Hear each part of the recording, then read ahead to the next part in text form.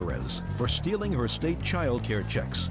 Maria admits she cashed the checks, but says the money went back to Valerie.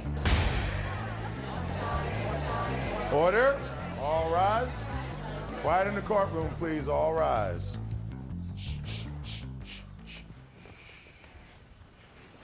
Your Honor, case number 525 on the calendar in the matter of Ramirez versus Ramirez. Parties have been sworn in. Have a seat. Ms. Ramirez, the defendant is your aunt. Correct. And you and she worked out an arrangement where you would babysit for her. She was working at night. And you were to be paid with checks that she was receiving from the state because she was entitled to child care assistance. Is that right? That's right.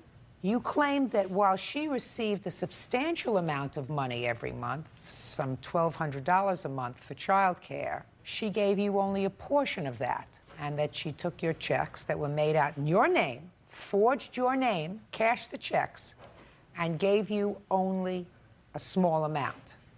Your aunt says that's not true, that she was with you or you were with her whenever the checks were cashed, and she gave you the full amount.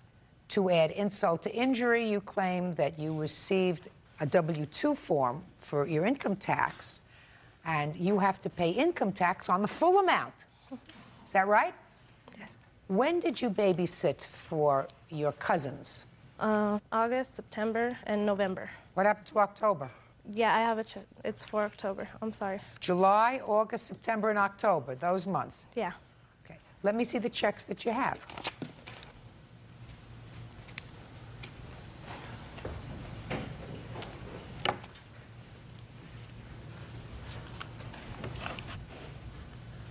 How did you get your hands on copies of these checks? I went to people that give her the assistance for babysitting. And they gave you copies of the checks that were Yes. made out to you and the backs of those checks on how they were endorsed? Yes, ma'am. Now, during the 4 months that you worked for your aunt, how much did she, in fact, pay you?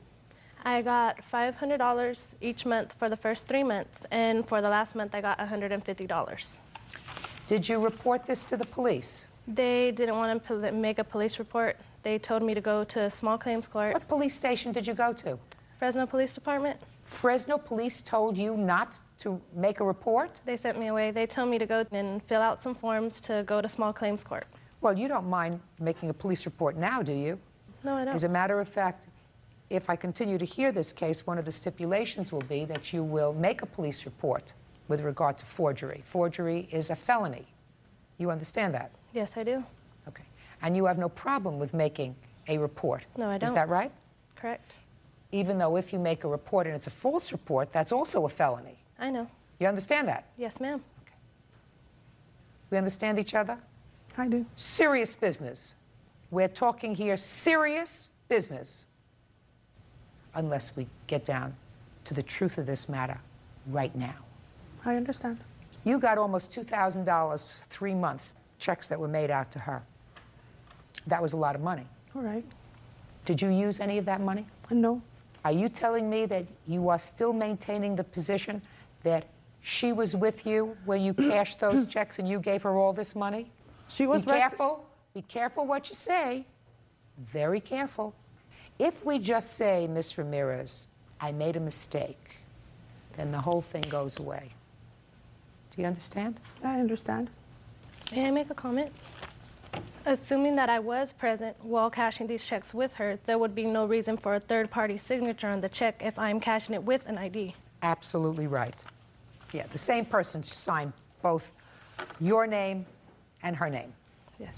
It's the same handwriting. Mm-hmm. My name is spelled incorrectly as well, if you turn to the front of the check.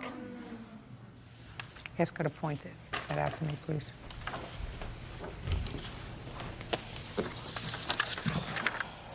My name is spelled V-A-L-E-R-I-E, and here it's spelled V-A-L-A-R-I-E. And on every check it's spelled wrong. With an A. Uh-huh. Valerie, spelled with an E. On the signature, it's an A. Right. I see it. He spelled her name wrong. Can I talk now? Mm-hmm. Okay, she was in there with me when I cashed her checks. The reason why we went to the same place is because she said that she had misplaced her ID. There was no way nobody was going to cash those checks for her, so I went to the store where they know me and where I cash my checks. So I went in there. You signed her name. She didn't misspell her own name, madam. But she was there. She didn't misspell her own name. You signed her name. If she was with you, why would you have to sign her name? Because the guy didn't know her and he wouldn't cash them for her. And so instead, listen to me, listen how stupid that sounds. He doesn't know her. He lets you sign her name. That's okay. Do you see how ridiculous that sounds? I also signed my name on all of them. If she I know that. I wouldn't have signed my name. And he handed her the cash, to her, not to me. I don't believe you.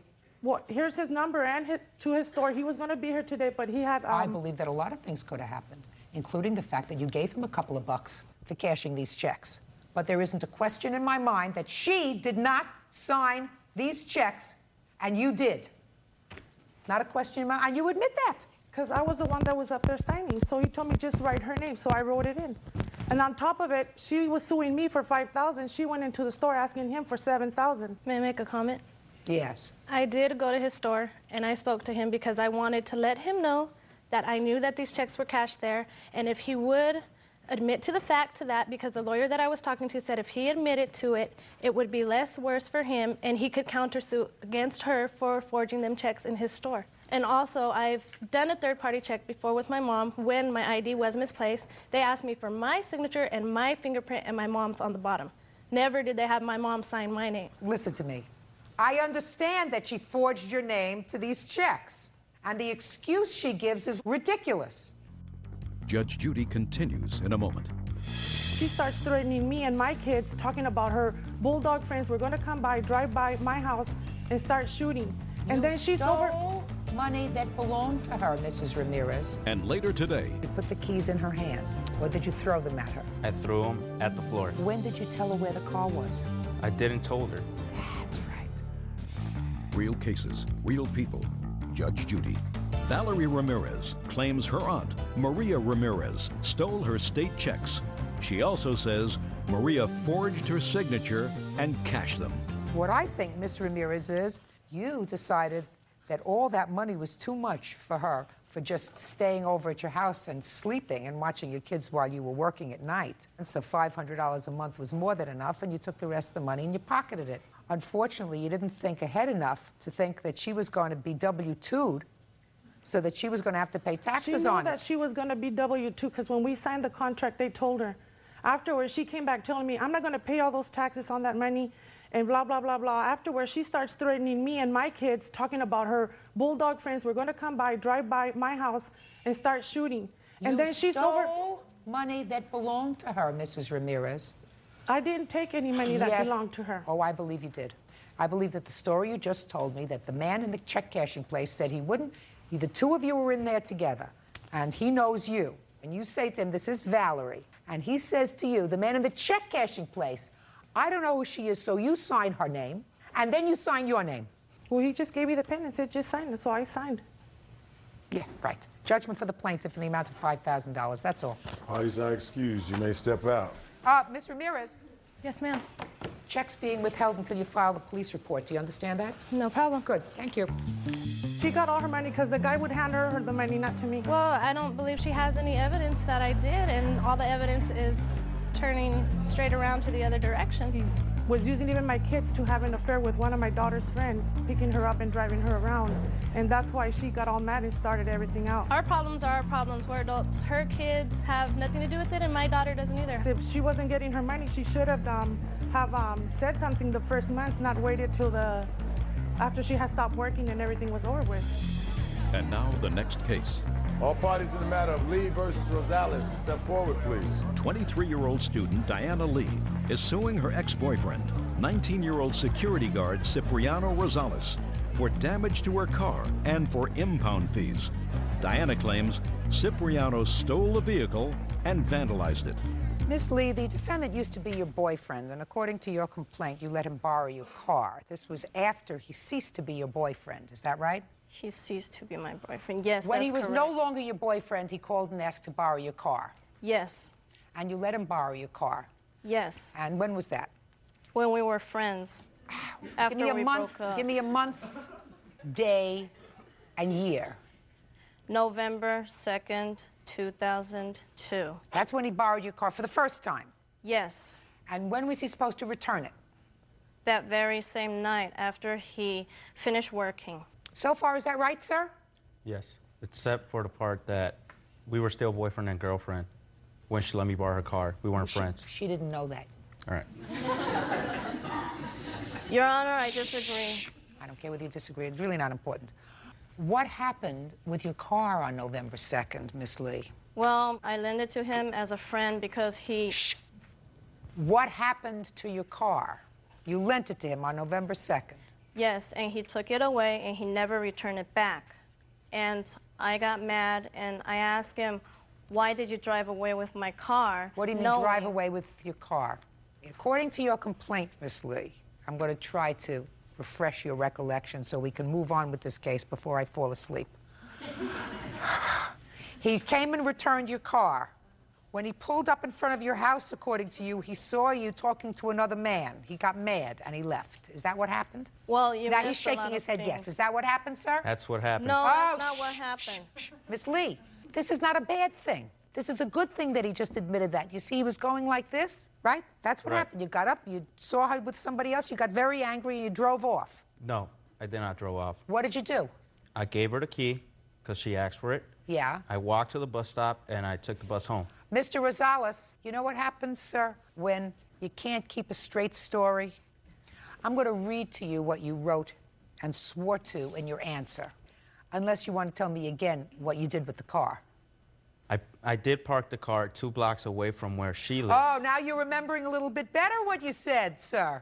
You didn't hand it. You parked the car 2 blocks away because there weren't any parking spaces. Exactly. Now, was that before or after you saw her with this other man? That was after. Correct. You saw her with another man and you drove off. No, I did not. Yes, you did. According to what you just told me, you drove off and parked the car 2 blocks away. I parked the car 2 blocks away because there was no parking.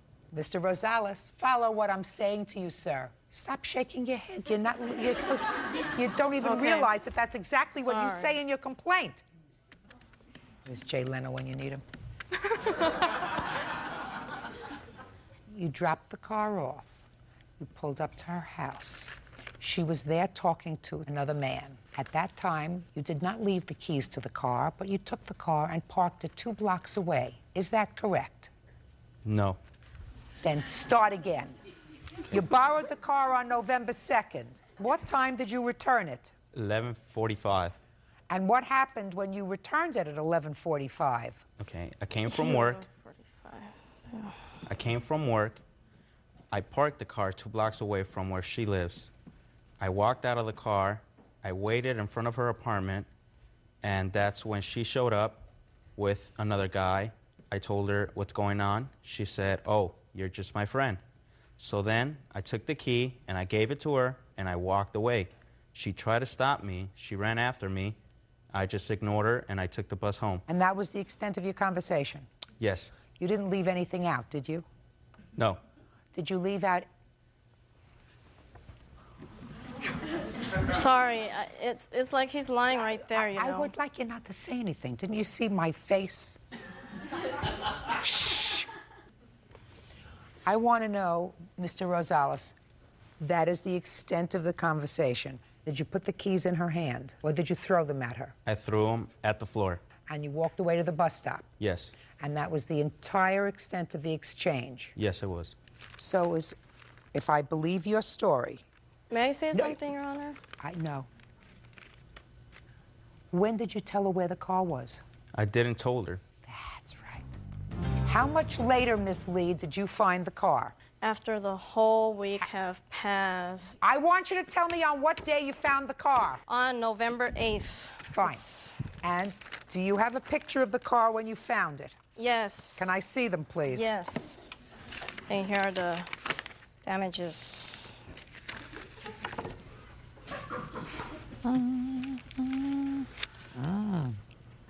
Car was pretty well vandalized, I see. Yes, Your Honor. You have estimates of the damage? Did you have the car fixed? Yes, I do. Did you have the car fixed? No, I can't afford it. What kind of car is it? It's a Ford Taurus station wagon. What red year? color. What it's year? 88. It's 88 Ford. You know what the Blue Book value of the car is? No. Let's find out. A 1988 Ford Taurus station wagon. How many miles does it have on it? I have no idea. May I correct something that he lied? Sure. Your Honor. He said that he was still my boyfriend. That is not true. We were just friends because we broke up since September. And he told me to go out with my friends. And he asked me, why don't you go out with your own friends? And I was like, is that what you want me to do? And then he was like, yes, that's what I want you to do. So I obeyed him.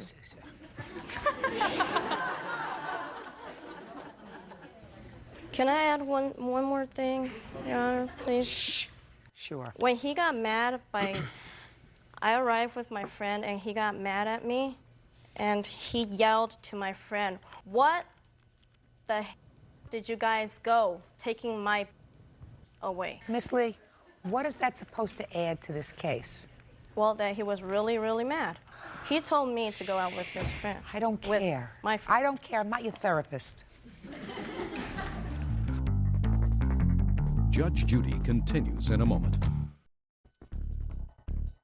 Okay. $1,300 is what it's worth, okay, if you went to sell it. That's the Blue Book value of the car. So, you see, Miss Lee, you know what your problem is? Listen to me very carefully. That's the value of your car. And now it's impounded, and all the fees and everything else, you want $4,300 from him.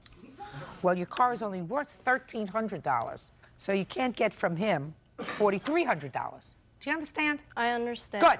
But, Mr. Rosales, if you had a hissy fit and parked the car someplace else and didn't tell her where you parked the car, which meant that she was searching all over for weeks, and by the time she found it, let us say you didn't have anything to do with vandalizing the car, but other people did, because it was clearly vandalized, right? I'm not aware. I haven't Well, seen the pictures. let me show you the pictures. I'll make you aware. Show them the pictures, Bert. Thanks. Your Honor, I have a witness that saw that he took my car. What difference does it make? If I find, Miss Lee, that he is responsible, you're only entitled to $1,300, not $4,300. You're only entitled to the value of the car. You understand? Right, but I have to take it out of the tow. And this is You don't the have to tow. take it out of the tow. Let them sell it. The value of the car is $1,300. You took the car from her, and because you got angry, you parked it someplace else and you left without telling her where it was. Either you or somebody else vandalized her car to the extent that it's totally damaged. You're responsible for that, sir. I don't agree with that, Your I Honor. don't care whether you agree with it or not. She lent you the car, which was a nice thing for her to do, and you returned the favor by not returning the car to her. That's all. Judgment for the plaintiff in the amount of $1,300. Goodbye. All right, so excuse, you may step out. Boyfriend's ex-girlfriend, nurse's aide Sherry Clark, for false charges made to Child Protective Services. Sherry is countersuing, also for false charges. Order. All rise.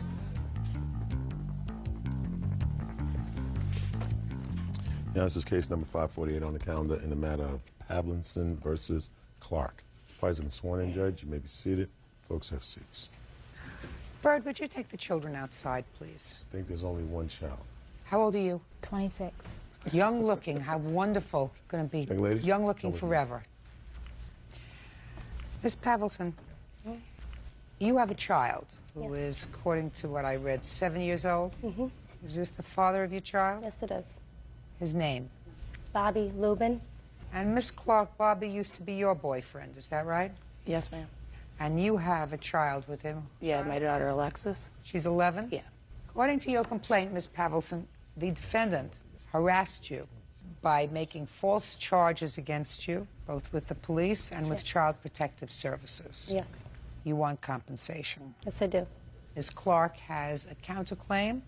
She says that you have been harassing her and made false charges against her.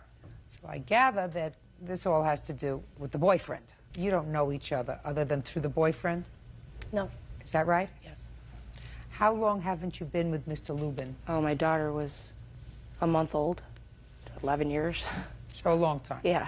Anything happened recently that brought him back into your life? He hadn't seen my daughter in 8 years, and he just came into her life like 3 years ago. And he was ordered to pay child support, $69 a week. And at that time, he consented that my daughter be adopted by my husband. Is that right, Mr. Lubin? I'm still paying, Your Honor. I have up a paperwork second. right here that he signed it with my lawyer. Did you consent to, you surrendered your parental rights Yes. to the child? Yes.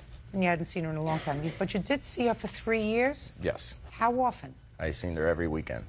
Then why would you want to surrender your parental rights?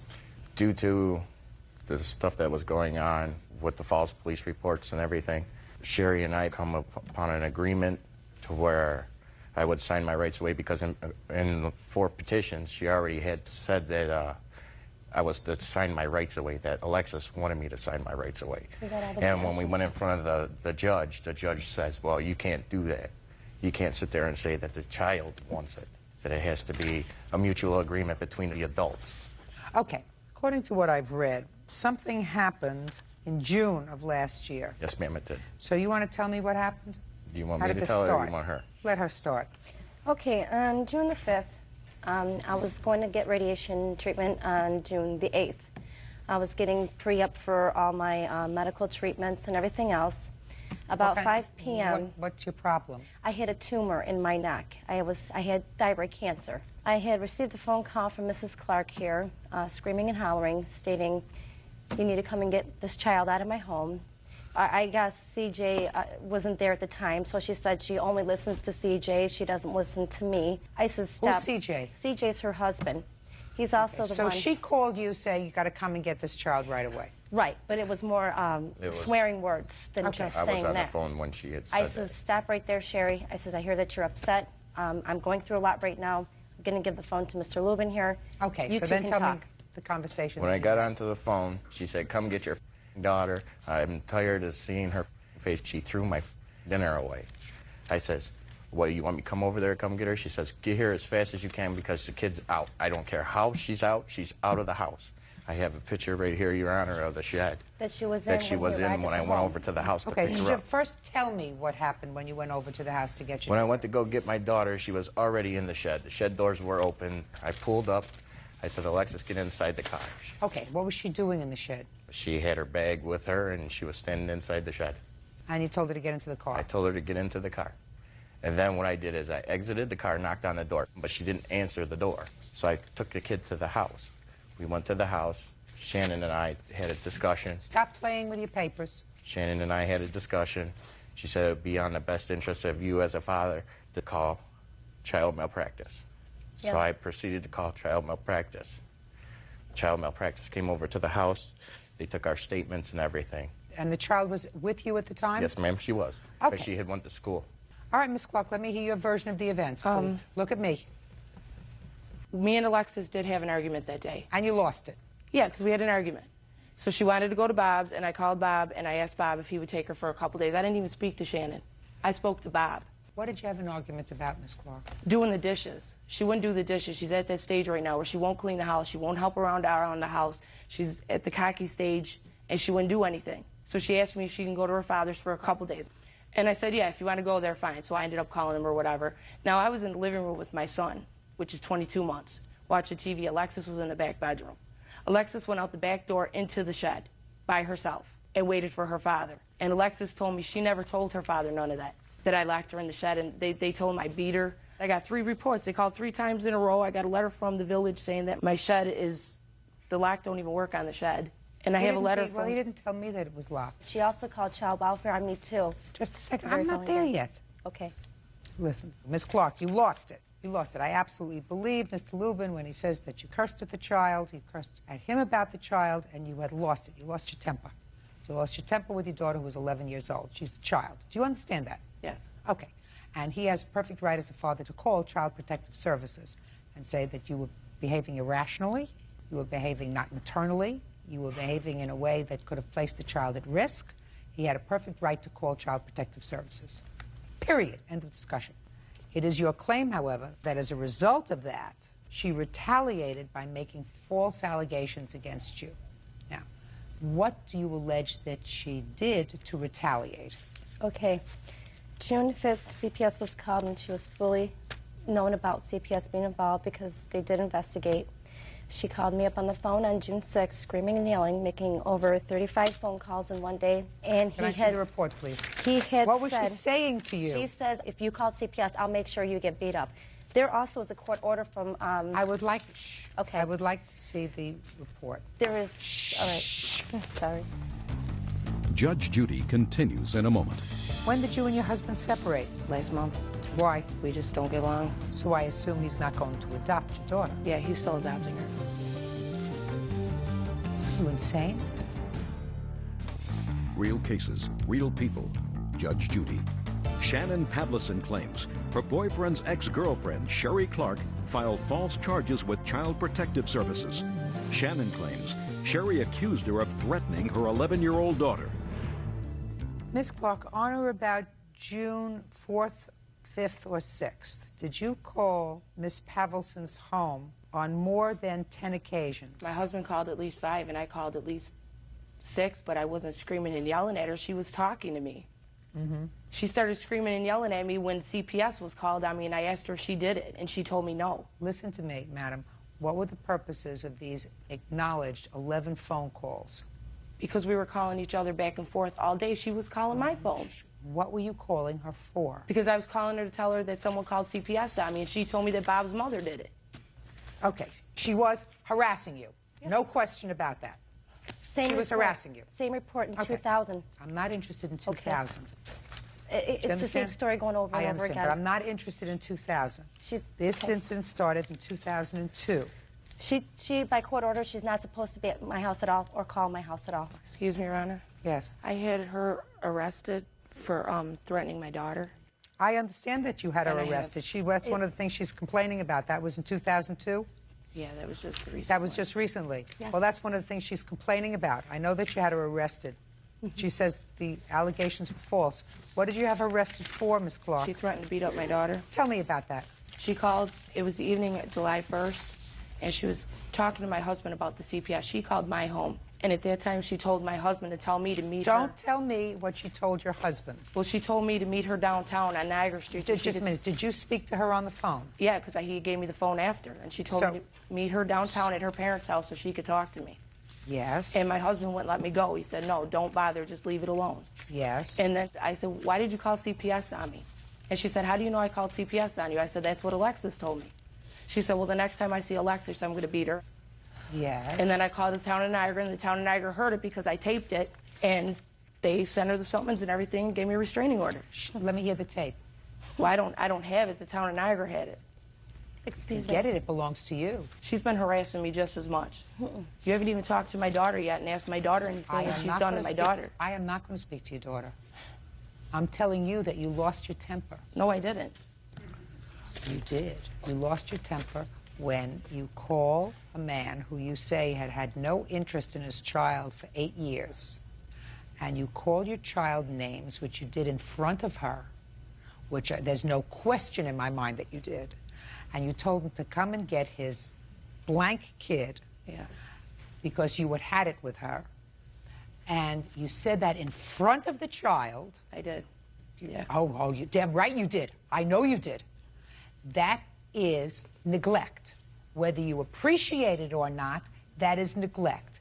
She's the child. She's 11. You're the parent. You're supposed to be the adult. Not only do you have one child who's 11, you have a 22-month-old. You're supposed to be the parent. You're not supposed to lose your cool. And you did. And if she called CPS on you, she had every right to do that. And if you called CPS on her, you had no right to do it because you had no grounds to call CPS on her. Now, what proof do you have that she called Child Protective Services with regard to you? I think it's up there with the police report. It's addressed straight to Mr. Lubin on the 7th. The very day before she had me arrested. She went down to Child Protective Services and put that petition up. Did you call Child Protective Services on Miss Pavlison? No, I didn't. Did your husband? Not to my knowledge. I don't know. I don't know everything he does. Really? We're separated. We don't even live together. Well, you were living together at the time, I assume, because you said that he called her house 5 times from your phone.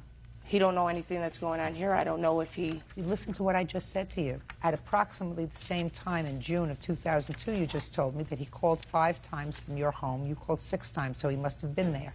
Yeah. So on June 8th, you were not separated. So I'm asking you whether either he or you called Child Protective Services. No, we didn't. No, I don't believe you. What happened as a result of the statement that she made to the police that you threatened to eat her child? All counts got dropped. If you want to read her statement, it's a pretty bogus statement, which she wrote that I had said. She changed her story so many times and then petitioned us 5 times after the police report to family court, changed her story all then. And Alexis Lubin was never in the home the night of that phone call.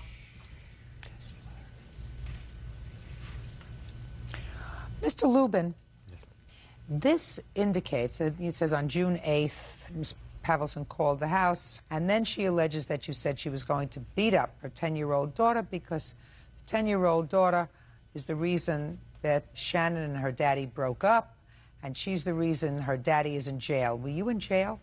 Yes, ma'am. For what? Domestic violence. Against? Ms. Pavelson. We got in a massive argument after what was going on. I was in an outrage, and they automatically arrested him. Well, you called the police. Because we both were yelling in the house. You must have called the police. Yes, I did. I just wanted him removed because I was upset. What did you allege when you called the police? Did you allege that he hit you?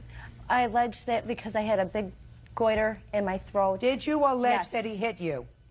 Yes, grabbed me. So that you lied? No. Unless he hit you or no, grabbed you? No, he just grabbed me, and that's what they arrested him for. They arrested me for physically restraining her, Your Honor. Because I did go after him. What'd you go after him for? I was under so much stuff, so much stress before my radiation, and I couldn't handle it anymore.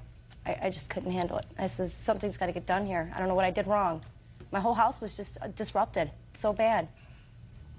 Real bad. Ms. Clark, when did you and your husband separate? Last month. Why? We just don't get along.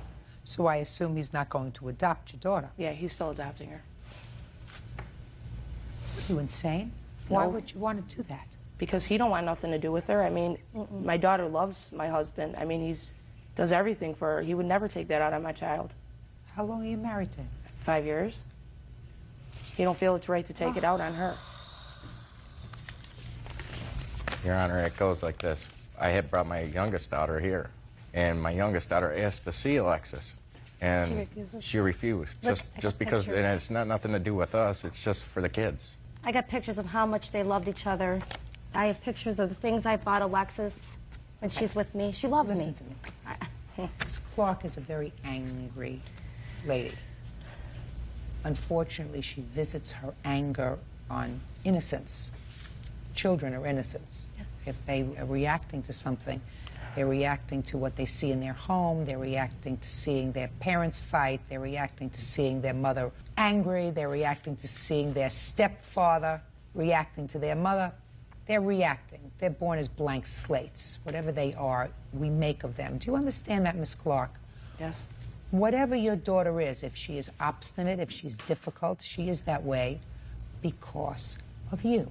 Because according to you, he wasn't around. Right. So you created an environment for her, and it seems to me continue to create an environment for her that is unhealthy.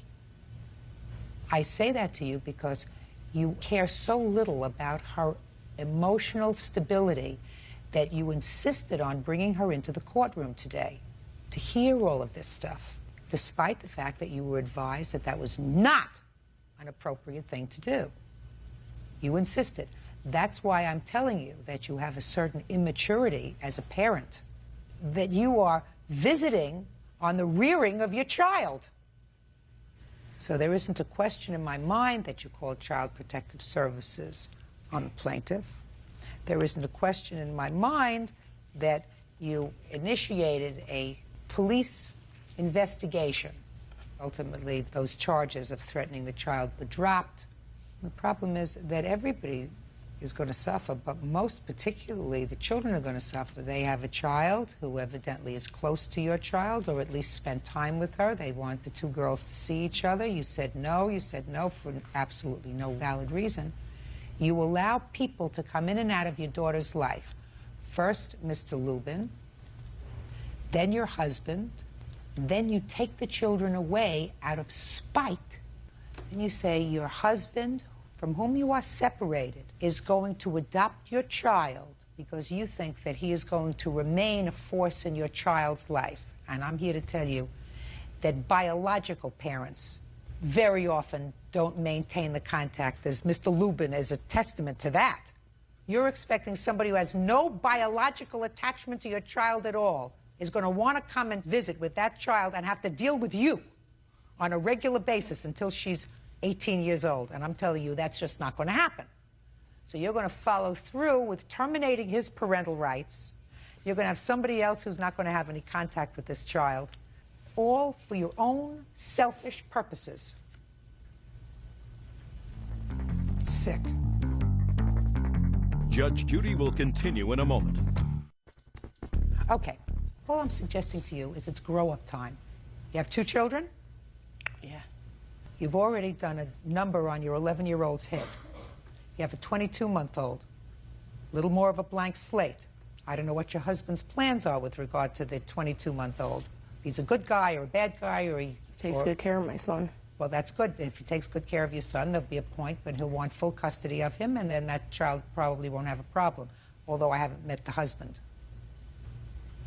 In any event, your counterclaim is dismissed, Ms. Clark, but on the original complaint, which I have, I find that you did engage in a course of conduct through absolutely no fault of the plaintiff that caused her to be harassed by Child Protective Services and the police, and I'm aware. Trojan is suing her former friend, dog walker Shira Wilson, for an unpaid loan.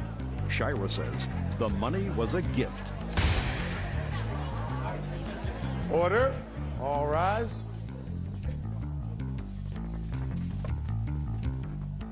Yeah, this is case number 542 on the calendar in the matter of Trojan versus Wilson. Parties have been sworn in, Judge. You may be seated, sir. Have a seat, please. Ms. Trojan, you claim a loan to the defendant in the amount of, what is it, $500? Yes, that's correct. The loan was in order to pay certain court costs and fines involving an arrest that the defendant had had. Was that arrest for domestic violence? Yes. Okay. Very good. That was a fast yes, easy.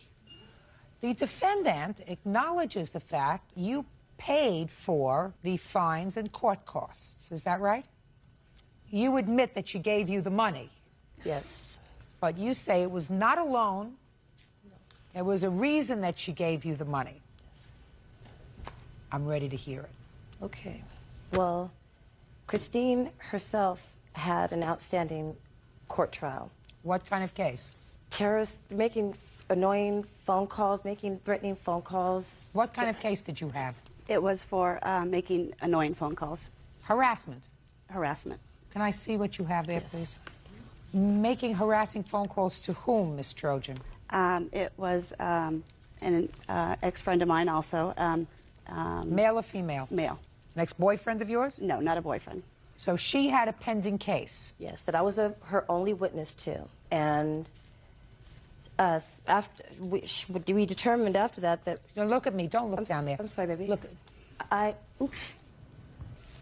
My apologies. Try to keep it together, Miss You got Wilson. it. My apologies.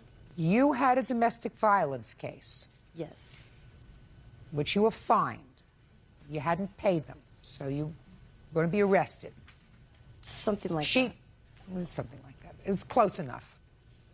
She gave you the money. Now you're telling me that the reason she gave you the money is because she had a pending case, and you were subpoenaed as a witness to testify in her case. Yes. Go ahead. And at the same time, at the exact same time that her case was going on, I had a progress report due for my case. Every so many months, I would have to come to court and show progress on my payments to the Neighborhood Family Center where I took my domestic violence classes. And for her case, her attorney, this very same day that I was going in, that I made the $400 payment, was the very same day that her attorney called her and told her about my case and asked her questions about why I don't know, because they were trying to impeach me as a witness for on the prosecution. And when Christine intervened, and she was trying to secure that I was not going to be impeached as a witness for her, which I don't know why she came up with this, but she thought better for me to pay my entire balance on my fines than to have a reason for them to.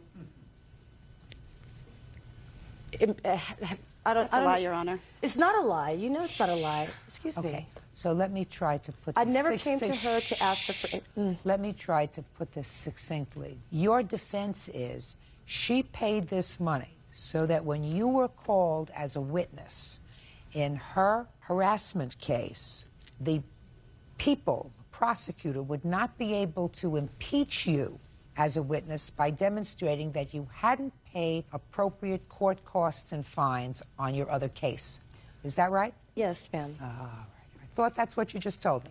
And therefore she, on her own volition, took it upon herself to pay the court costs and fines, which were how much? To give herself peace of mind. $400. It was. She gave me $400, and I have receipts. She gave. Just a minute. So she gave you the money. No, she gave it to Sheila, the director of the Neighborhood Family Center. So she didn't give you the money. She gave it to Sheila. She went with me that very night and took me. Yes. Yes, gave it to Sheila. Yes, ma'am. That's another lie, Your Honor. Okay. Now you tell me, Ms. Trojan, your version of why you paid this money for her. Okay. She approached me and asked me for the money to pay off this fine. And the fine. When did she do that? It was in the later part of April, I believe. Go ahead. And she asked me if I would loan her the money, because at this time I had just recently. Where were you when she asked you? I was at her apartment. Go ahead. And regarding the case that she's talking about. Okay. You were in her apartment, and she said to you. Well, let's go back a little bit. When I drove her home one day. I was dropping her off at her apartment. There was a LA County Sheriff's vehicle out in front of her apartment, and she, as we were going down the street, she grabbed my arm and said, "Don't turn, keep going." And so I kept going. She had me parked down the street, and then she asked me to go to her apartment to see if the sheriffs were there for her. And I said, "What's going on? What have you done?" And she said, "Well, I have this outstanding. I have this case, and I have monies are due." And she goes, "And I'm worried that they're there to pick me up on that because I haven't paid my fines." And so I went to her apartment, and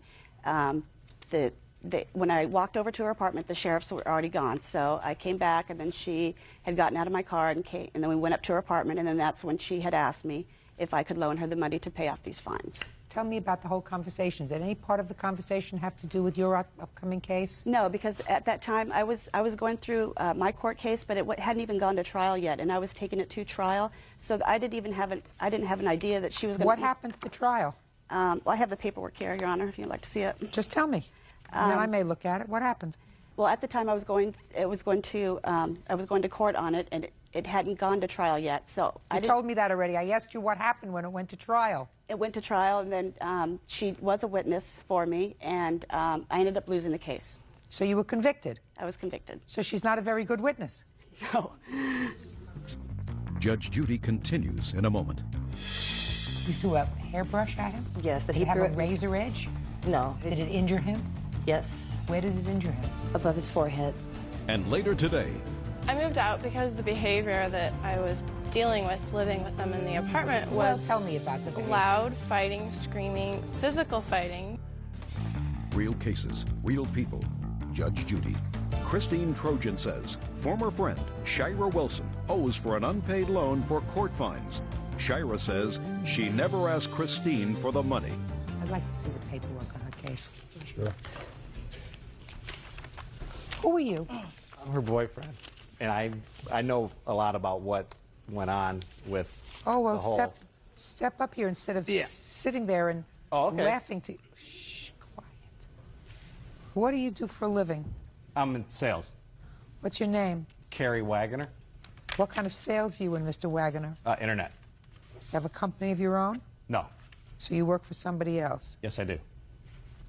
So tell me what you know about this money that was paid. About the money that was paid by the plaintiff on the defendant's behalf.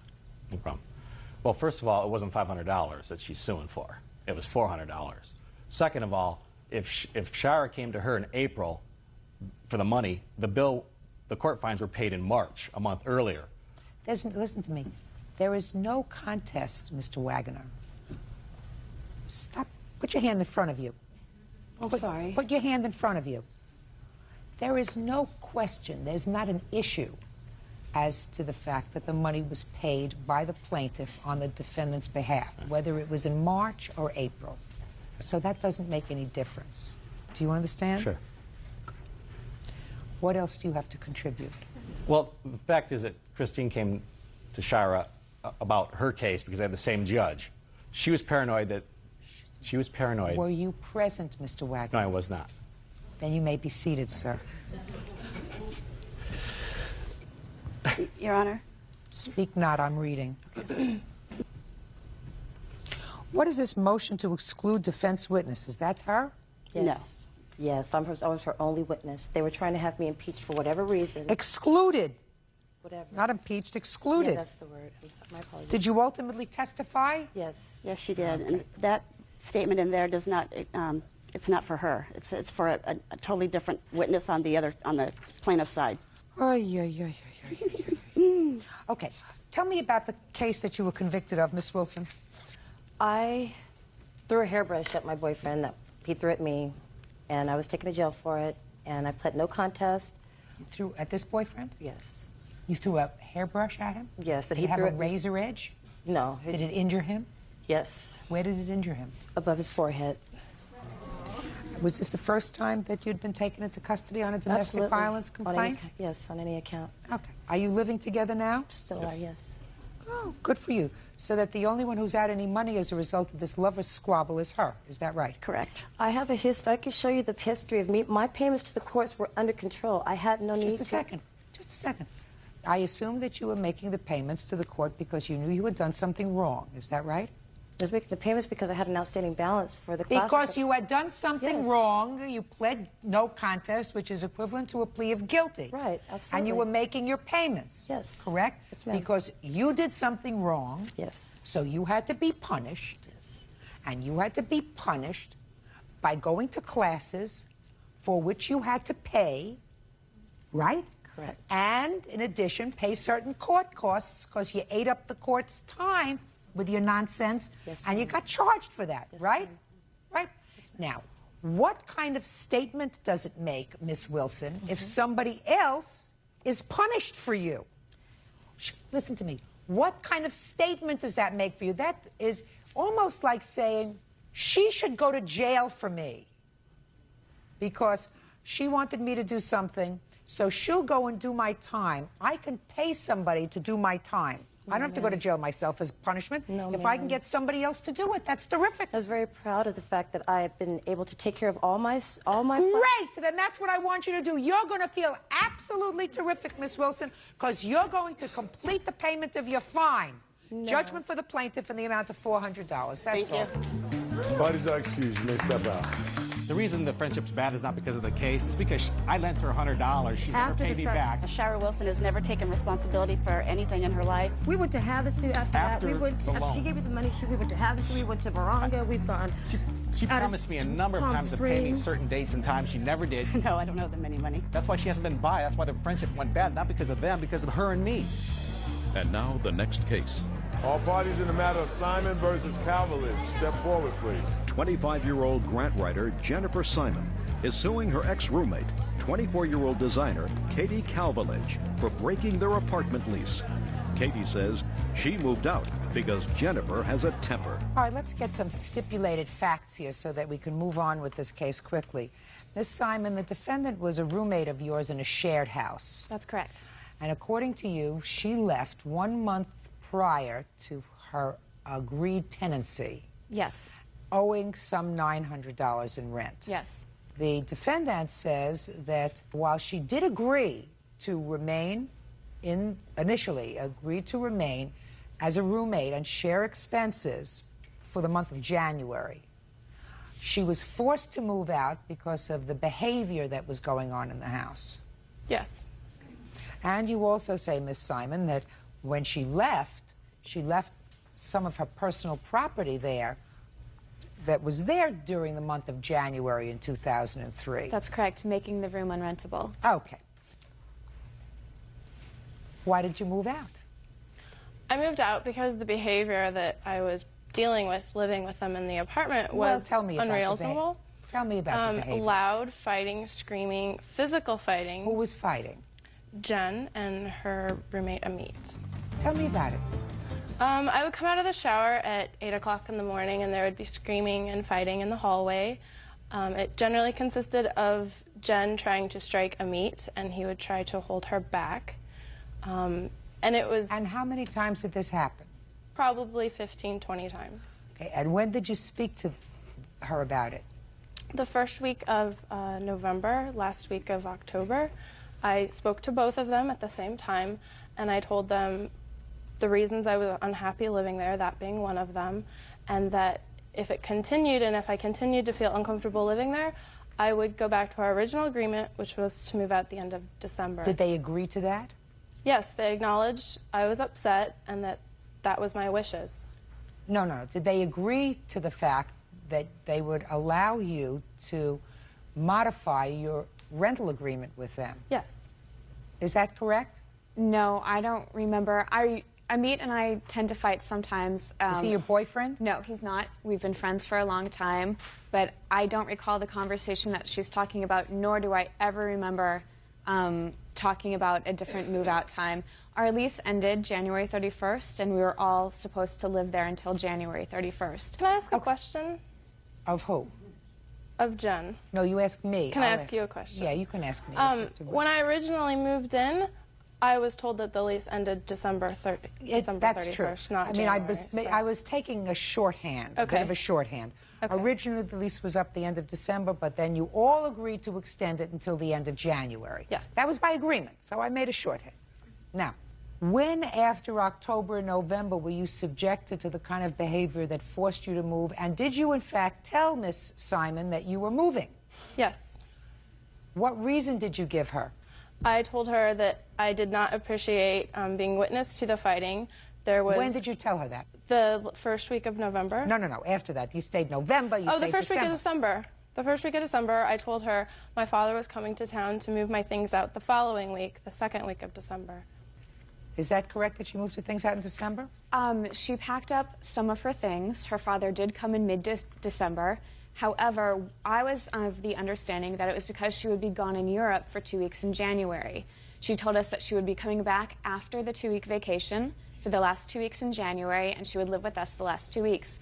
Her father took some boxes, but she left her bed, she left her dresser, she left several boxes in her bedroom, in addition to several things in the family room and the kitchen. Did you leave your bed? No. I don't believe that. There's a futon mattress. Whatever it is that what you slept on? Yes. Okay, just a second. Don't play with me. Judge Judy continues in a moment. So you left your bed. Did you leave a dresser? No, it was not my dresser. The dresser was there when I moved in. Had you been using it? I had used it. Okay. Did you leave any boxes? Not to my knowledge. She left 3 boxes in her bedroom, in addition to a chair in the family room, a microwave in the kitchen, and miscellaneous items Did throughout. she ever come back to get the chair and the microwave? No, she never took the chair or the microwave. She had a cousin come the last week in January. She moved the bed to the curb, and she took some of the boxes with her, and she tried to move every... Just a second. Did you know this cousin? No, we had never met her before. A female? Yes. What's your cousin's name that came to I didn't have a cousin come. Who came? My friend Jennifer came with me. So your friend came with you and you moved out what? I moved the mattress out and I gathered up my box, my one box that I had discovered that she had moved into. Where that did you room. find the box? It was in that room. In that room. And what month did you move out the futon and the box? It was January 16th. Then you owe her for the month of January. Cookie. You don't leave your stuff, which you did, and expect somebody else to pay your rent. If you, in fact, moved out because of problems that you were having, then you moved out. Your father was there. He was there with a car. He takes all of your stuff and he moves out. And you take your futon and you take your box and you take your microwave and you take your chair and you move out. You don't play with me. So you owe her $735, which is rent and your share of the bills. Take care of your obligations. That's all. Step out. Parties are excused. You may step out. Judge Judy continues in a moment. It's completely ridiculous. She left. Suing his ex-wife, waitress Gloria Peters, for stealing belongings from his home. Gloria says she didn't do it. Order. All rise.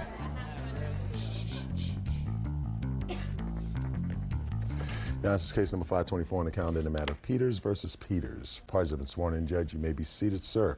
Have a seat, please. Mr. Peters, the defendant is your former wife. Correct. How long were you married? 6 years, I believe. And you have a child? Yes. One child? Yes. How old is your child? 13. How long have you been divorced? Since 96. Are you remarried? Yes, ma'am. Are you remarried? No, ma'am. According to your complaint, Mr. Peters, you were being a nice guy and a good ex-husband and a good father, at least with regard to this incident, because Mrs. Peters was moving. She needed a place to stay because you had sold a house. You had to move. You called your former husband and told him about your situation. He and his wife were going to be away. He told you could come and stay in his house. Is that right? They weren't away. He was living out of the country. He wasn't there. That's correct. And he said, until your new place is ready, you can come and stay in my house. That's correct, Your Honor. With our son. Very nice of him, is that right? Yes, ma'am. Because, Mrs. Peters, by the time this case is over, you and I are going to know each other very well.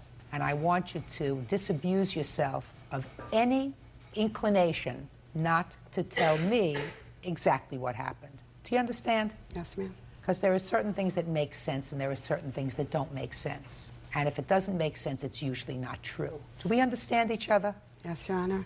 Good. According to your complaint, Mr. Peters, what was supposed to be a couple of weeks turned out to be a little bit longer than that, but it was okay with you. Correct. You were not home at the time, but when you came home, you found a substantial number of items missing from your house. Yes. What items were missing from your house, Mr. Peters, that were there when Mrs. Peters and your son moved in? The built-in dishwasher was missing. Dishwasher? The stove was missing. The built-in microwave cabinet was missing. My bedroom set was missing. The vacuum cleaner was missing. So we have a dishwasher, stove, a microwave cabinet, a bedroom set. Bedroom set consisting of bed and what? Just with a mattress and frame and the bed itself. So we're not talking about a bedroom set, we're talking about a mattress. Correct. Okay. Anything else? I had some heirlooms originally when we got divorced that she had, and I wanted them to stay within the family. And a couple other times she had been at my house and saw the broiler, and she wanted to take that, so I let her use that. Then when I did go to her house to help her move things into storage... You're getting away from me, sir. Well, I'm saying all this was missing, and she had sold it in a garage sale. Well, my vacuum cleaner, my broiler, and... Were there other things that were missing from the house, or is that the list of things that was missing when you came home? That's... Pretty much it? Yes, ma'am. Where are his things? Your Honor, we did not remove any of those things from the home. I didn't ask you whether you removed them from the home. I do not know where the items are. Really? Yes, ma'am. When you moved into his house, was there a dishwasher there? Yes, there was. When you left his house, was there a dishwasher there? Yes, Your Honor, there was. When you moved into his house, was there a stove? Yes, Your Honor. When you moved out of his house, was there a stove? Yes, Your Honor. So I assume if I asked you all the rest of these questions about all the rest of the items, you would tell me they were there when you moved in and there when you moved out. That's correct. What date did you move out? December 10th. And what date did you come home? January 6th. And what did you do when you moved out? We took some of our possessions that we could. In fact, we did leave possessions in the home as well. My son's futon, a TV, some other items, because we did not have a moving truck to move them. Yes. And whether or not those items were still there or not, they were there when we left as well. I took my son's clothes, their computer for school. When you came home, was there any evidence of a break-in? No, Your Honor. Was the front door locked? No, Your Honor, it was unlocked. It was unlocked. And you personally saw that. You were the one who entered your house first. Yes. What did the house look like when you came home? It was a disaster, Your Honor. There was about 200 pounds of dog poop all over the house, urinated all over the carpets. Who has dogs? Dog food. She has a dog and a cat. She brought the dog with her to my house. My dog was with me, Your Honor, but it wasn't like that when we left. And he said there was dog food all over the kitchen. There was not when I left. Who is this gentleman? This is her nephew. Does he have any information, or is he just here for... Oh, he's a witness, Your Honor. Oh, step up. Tell me your name. Mark Cherry. Mr. Cherry, what do you know about this furniture? She had told me to sell, if I could sell the stove or whatever, the stove, the microwave, a couple weeks before she left, and then 3 or 4 days before. Hold on a second. What do you mean she told you to sell? Well, she said if she knew, I wanted to know if I knew anybody who wanted it, that stuff, or wanted to buy a stove or microwave, stuff like that. And then Where were you when she told you that? in the house. You were over there visiting? Yeah. Any particular reason, or was it just socializing? I was just over there, just stopped by. It's not like we don't talk. And she said to you, do you know anybody who wants to buy a dishwasher and a stove? Yeah, she's told me anything that anybody needed could sell it, and then 3 or 4 days before she left, it was like too late. She just told anybody want anything, they could take whatever they wanted. Who did she say that to? She told me that. Now I'm waiting to hear you. Your Honor, when Mr. Peters left, he told me if I could sell any of his items to get him the money to do that. He had sold the fridge, as you see in my statement. He was trying to get rid of these items. And yes, I did, but I did not sell anything. I did not give anything away. Did you tell anybody that they could come on over? I did not say it was a I don't believe you. Okay. I don't believe you. You want to know why I don't believe you? Because he owes you money, according to you. That you put in your answer. You say he owes me child support. And this was a really good way of being nasty. And that's what you did. You opened up the door and you said to your family, to your friends, whatever, if you want to pay, fine. If you don't, come and get it. That's really nasty. I'm not that way with him, Your Honor. Well, let us assume you didn't, but I believe you did. You're still responsible because the house was left in your care. And if the place was trashed, and it was trashed according to him, and items were missing on your watch, either way you're responsible. And the reason, by the way, Mrs. Peters, because I was going to say to you, because I read your papers, and it just didn't seem right to me. Here was a guy who says, I'm going to do a nice thing to my ex-wife. I'm not going to tell her to take my kid and go to a hotel, to go someplace else. My house is empty. Come and use my house. It's okay. But he's remarried, you're not. You're moving, he's not. He's in a house, you're not. I mean, all those things go through your mind, and I don't see any reason why your nephew would lie, do you? No, Your Honor, I'm not saying he's lying. Oh, you're not saying he's lying? Well, he just said that you told everybody that they could come and take what they want. Not in those exact words, no, Your Honor. Those are pretty much the exact words. It was an open house. Judge Judy will continue in a moment. And later today... Stopped by my house and he asked my neighbors where I was, and he was looking for me, and he was flipping out. Like, where have you been? I see all these boxes outside. I thought you were moving out. I thought you were skipping town on me. Real cases, real people. Judge Judy. Thomas Peters claims ex-wife Gloria Peters stole belongings from his home while he was on vacation. Thomas says she cleaned him out. You have photographs of this house, the way the house looked? Yes, ma'am. I have I'd like to before look at it. and after pictures, both. And the before picture is actually from a real estate company in September, and she moved in October. So and left in. Those are the before, and these are the after.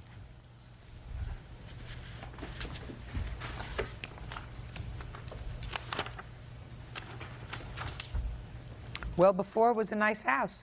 Yes, ma'am.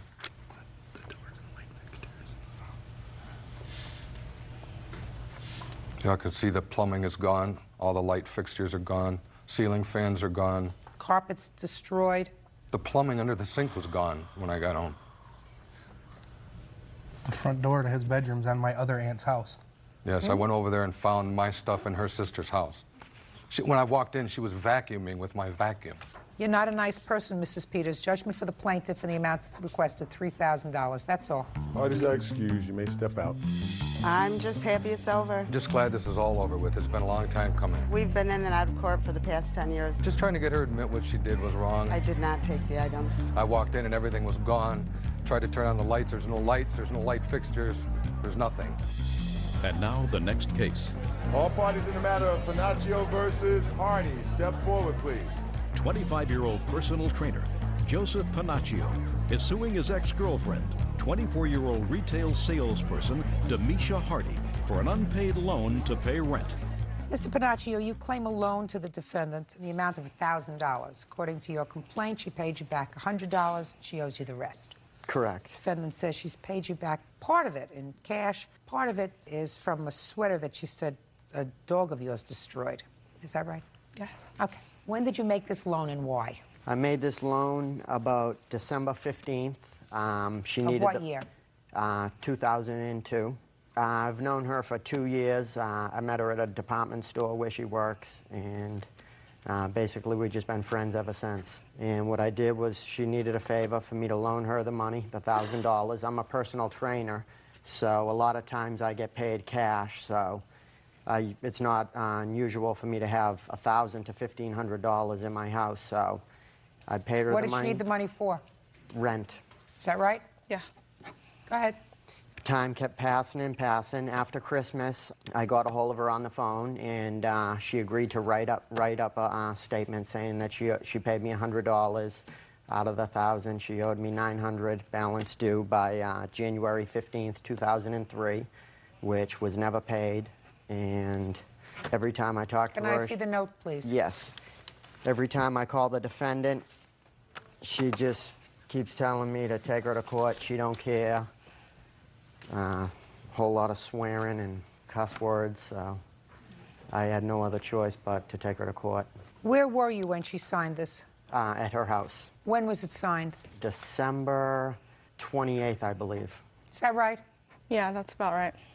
What was he doing at your house? He had stopped by my house like 4 or 5 times looking for me because we'd had a conversation, and he let me borrow the money on November 28th. That's when I got the money from him, and I told him that I was going to try and have it back to him by the 15th of December. But my new job, I didn't get paid. They were having some problems with the payroll, and I explained this to him, and I said, I'm really sorry, I'm not going to have the money for you, but I do have $100, and I gave him that before he went to Boston.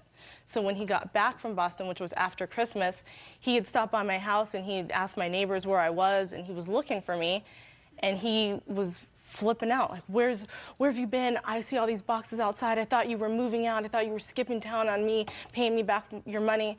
So I said, you know, if it's going to make you feel better, I already offered to sign something for you. I will sign something that says I owe you this money. And that's when we did that. Okay. Now, you say that you gave him back more than $100. Yes, I have. When? I paid him $200 in cash. She drove me to his house, and I gave him $200 in cash on December 31st, 2002. You forgot about that? No, I didn't forget about it. Her statements are false. That was never happened. She paid me $100, and that was it. If she paid me anything else than that, I would have written it up and done it the right way. After I paid him the $200, I called him the next day because I'd remembered about the note that I signed, and I said, look, Joe, you know, we should keep up with this and sign things. And he's like, oh, you know, I'm really sorry. I didn't mean to offend you by having you sign something. I threw that paper away. It's not like that. I was just nervous because you hadn't paid me any money, and it was supposed to be due on the 15th, and I said, fine, that's fine. But she was there. She saw me give him the money, and then... Tell me your name. Jamie Harris. What do you do, Miss Harris? I'm a waitress. How do you know the defendant? I'm her roommate. Tell me about what you saw on the 31st of December. I drove her over to Joe's house, and I asked her where he's going to be. He walked outside. I pulled into the parking lot, and he came out and leaned into my car window. She handed him the money. I saw him count $200 in his hand, and then he asked us what we were doing later on that night, what we were going to do for New Year's Eve, if we wanted to hang out, and that he would call us later, and that whenever she had any more money, whenever it wasn't a big deal, just give it to him as it comes. Her statements are false, and if I ever did call her, all she would do is swear and say, take me to court, I don't care, take me to court. That, you know, that's all I ever got out of her. What other money did you give him? I think it was January 14th, whatever the Saturday was, 2 weeks after that day. I paid him another $250, but I have school on Saturday, so I told him that he could come by my house and pick it up, and either Jamie or my brother would be home. And he came over that day. He called me after he picked up the money and said, thanks, I got it from your brother, and I'll have the other money. You know, just call me and let me know when you want to pay me some more money. And I said, fine, that's fine. I should be able to pay you before the end of this month. And he said that was fine. It's a totally false allegation. I would also like to admit into evidence I have a message that she left on my cell phone that I had recorded. That says what? Just her swearing and saying, you know, I owe you the money and I'd like take to me hear to that. court. Give it to Bird because I can't hear from back there. Okay, what you want to do is you want to hit this play button 2 times. 2 times. Correct.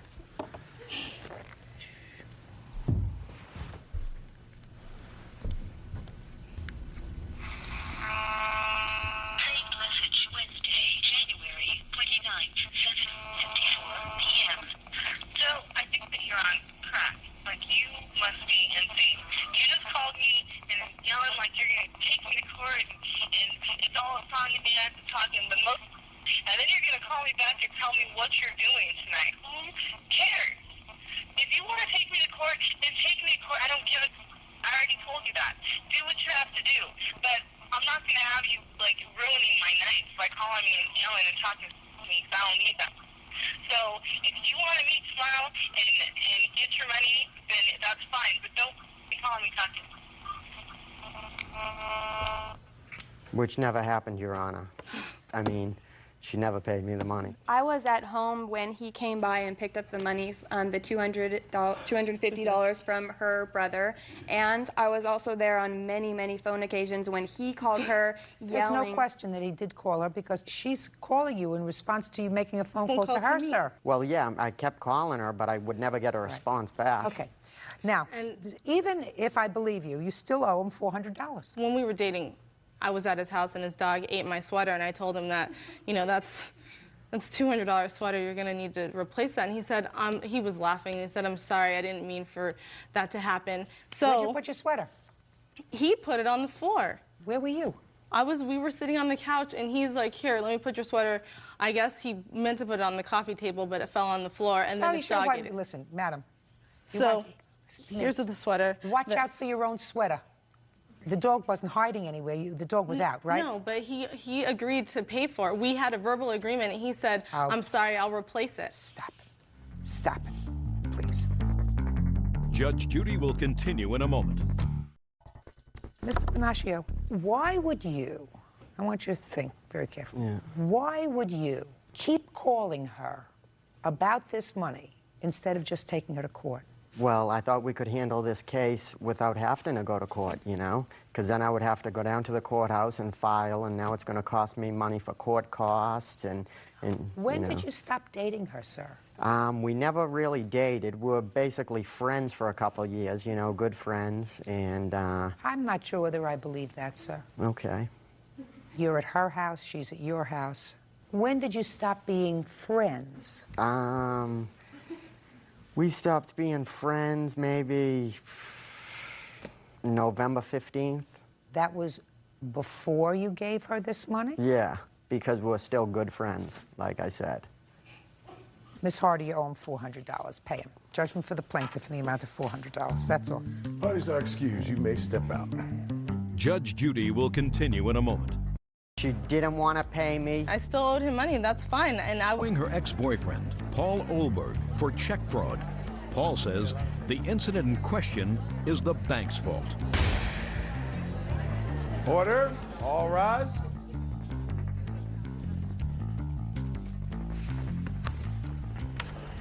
Yeah, this is case number 529 on the calendar in the matter of Bacon versus Olberg. Parties have been sworn in, Judge. You may be seated. Miss Bacon, this is a pretty confusing case for me, so let me try to understand it. Mr. Olberg used to be your boyfriend. Do you have a child together? Yes, we do. A couple of years ago, you claimed that he deposited a check for $4,000 into your checking account. Actually, for $4,500. $4,500. Without your permission. Or knowledge, that's correct. Then he told you about it, and he said, well, I did it already, and I'm sorry, whatever he said. Could you take out the money for me? And you said, okay. And you went to the bank, and you withdrew $4,000 of the $4,500 and gave it to Mr. Olberg. Yes. Then you say that you were notified that this check that he deposited never cleared. Yeah, that's true. So you want the $4,000 back. Exactly. I don't know what he says. I read his answer, and I'm not exactly sure what he says. But I have a few questions for you.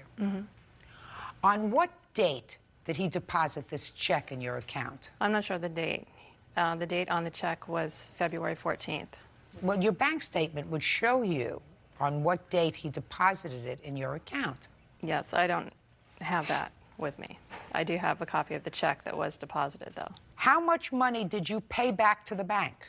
I paid him back $600, and I have a receipt for that. Let me see it. Also attached to this is the letter from the bank stating what the unpaid balance is. I don't care what the letter from the bank is. We're talking 2.5 years ago. Let the bank go after him. I don't understand why you're here looking for $4,000. He didn't take $4,000 of your money. He took $4,000 of the bank's money. Right, but because I withdrew the money, the bank is charging me for the money. So you paid $600, right? And you paid this 2 years ago. And you've paid nothing since. No, actually, that was before I knew it was forgery. Ms. Bacon, did you go to the police? Yes, I did. As soon as I found other checks that had been written out to me. Yes, and what did the police do? The police took a report, and I went back to the police a few months ago, and they said that there was never anything going to be done about it because they don't have the manpower to take care of a low-priority crime. Sir, listen to me. You better get in touch with this bank and pay the money. You understand? Yes, ma'am. Uncross your legs, take your hands off the desk, and stand up and take the smile off your face. You gave her a bad check. Why? I didn't realize it was bad at the time. Yes, you did. Sure you did. Of course you did. Of course you knew it was a bad check. You ever been arrested? I have, yes. When was the last time you were arrested? That would have been last year. For what? It was for theft. Theft of what? Credit card. Has that case been resolved? It has. Whose credit card did you steal? Oh, it was a gentleman. Where did you steal it from? Bellingham, Washington. That's a place. Yes. Where did you steal it from on his person? Actually, I did not steal it from this person. There was another person involved that actually gave the credit card to me. And what did you do with the credit card? I actually withdrew money out of the bank with it. Really? So this is something that you know how to do, sir? Yes, ma'am. Were you given probation for that case? I was. That's unfortunate. Maybe you won't be so lucky this time. You see, her problem is that I'm not satisfied that this money is going to find its way to the bank. Because the last communication she's had with the bank was 2 years ago. They've probably written this off as a bad debt. It isn't my credit. It's probably been written off as a bad debt, right? Yes. Of course. I would like paid. And I haven't been able to have a checking account since this time. Well, the question is, any check that is made would have to be made directly to the bank. Good. Now, Mr. Olberg, I'm going to give you about 30 seconds to tell me why I should not order a check by you to Washington Mutual Bank for the amount of $4,083. Okay, I admit writing the check. I wrote the check. That's not what Now, what the money was used for is what I'm debating.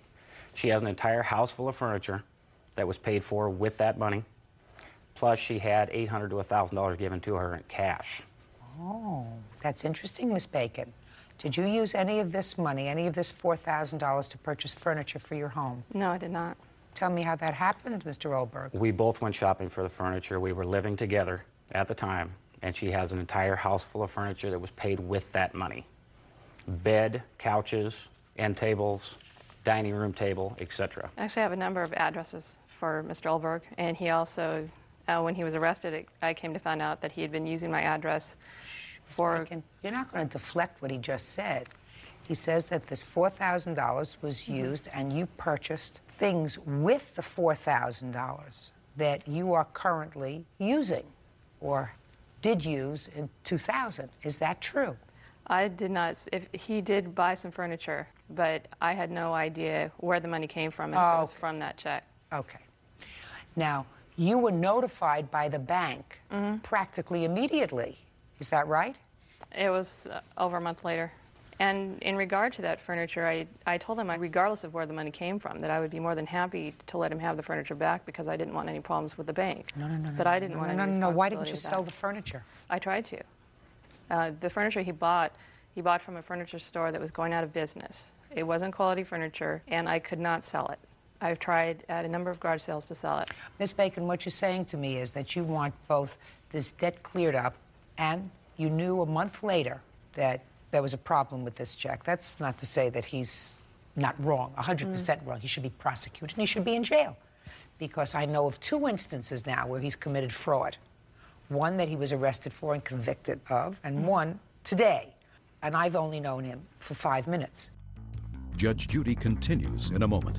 He's been on the run. He's been in jail. Actually, I spent a prison sentence. How long? 4.5 years. That must have been some burglary. Actually, it was quite a few counts, yes. And later today, The right way is to put it behind these barriers so that it won't roll off the sidewalk into somebody's car. I've seen other people put their carts on the sidewalk. I didn't think it was against the law to leave Do you your car see on these the people sidewalk. laughing at you? They're laughing at you. real cases, real people. Judge Judy. Susan Bacon says, unbeknownst to her, ex-boyfriend Paul Olberg deposited a phony check into her account. Susan says Paul then had her withdraw the money. Okay. So the chances are that he's done this his whole life, and that there are probably 100 other instances where he's committed similar frauds and does similar things with checks, perpetrated fraud on other people. But you can't enjoy the fruits of this, which you did, and then come back and say, I want the help of the court. You have to do whatever you can to pay back the bank yourself, which includes selling the furniture. Did he give you cash? The cash, he did not give me any cash ever. How much cash did you give her, Mr. Olberg? The end there, I gave her between $800 and $1,000. What do you mean the end there? What does that mean, the end there? Actually, towards the end, after we went shopping for the furniture. The furniture itself came to almost $1,800. Right. And that consisted of a queen-size bed, full Don't living go room into set. it. $1,800. We have a lot more left. We have $2,200 left. Right. Go ahead. And another $800 to $1,000 was given to her to pay bills, etc. Yeah. We were both living together at the time. Well, then it wasn't given to her. You used it for paying bills if you were living together. I did give it to her. I don't care whether you gave it to her and she wrote the check. They were your bills. They were not for my bills. She Why? did not pay my bills with the money. You're talking about rent? I have no idea what she did with the money, Your Honor. Ooh, let's see. We haven't been together since actually September of '97, and I have a Miss letter Bacon, from I don't our believe attorney. that. I have a letter from our attorney that we had at the time when we Yeah. had a lawsuit So what? because of our recent separation. Listen to me. You're trying to pull one over on me, madam. No. You were together in the year 2000 because in 2000 you went shopping for furniture. You just admitted that to me. No, we have a child together, and he did me a favor as far as I knew. It wasn't a favor if he's doing this to my bank. He told me if I did anything about it, that he would say that I was in on the furniture, and when I knew nothing about it, I didn't know that anything was wrong with this money until I heard from the bank. That was within a month. Now you're coming to court 3 years later. Tell me why. Because a lot of the time during the last 3 years, he's been on the run, he's been missing, he's been in jail. When was he in jail? Currently, I don't even know When where he lives. was he in jail? Last May. For how long? I don't know. He was gone for 11 months before he called from jail. He called for what? I don't know why he called. We do have a daughter, but he apparently was in the same town for the whole 11 months and never called her. Okay, Mr. Olberg, $600 she gave to the bank, to their loss management department. That you owe her directly. Do you understand? Yes, ma'am. Okay. Where are you working now, sir? I'm actually laid off right now. How are you supporting yourself? Is not an answer. I've applied for unemployment. Well, looks like you're eating okay. Who's feeding you? I'm feeding myself. From what? Money I've saved. Money you've saved from what? From construction. Actually, he doesn't pay any child support. Just a second. Were you in jail for 11 months last year? No, I was in jail for 2 months. For what? Credit For card? the theft, yes. In the year 2001, were you incarcerated? No. 2000. No. Prior to this past year, when were you incarcerated? That would have been 10 years previous to that. For what? That would have been that was burglary. How long were you in jail for burglary? Actually, I spent a prison sentence for that. How long? 4.5 years. That must have been some burglary. That wasn't your first.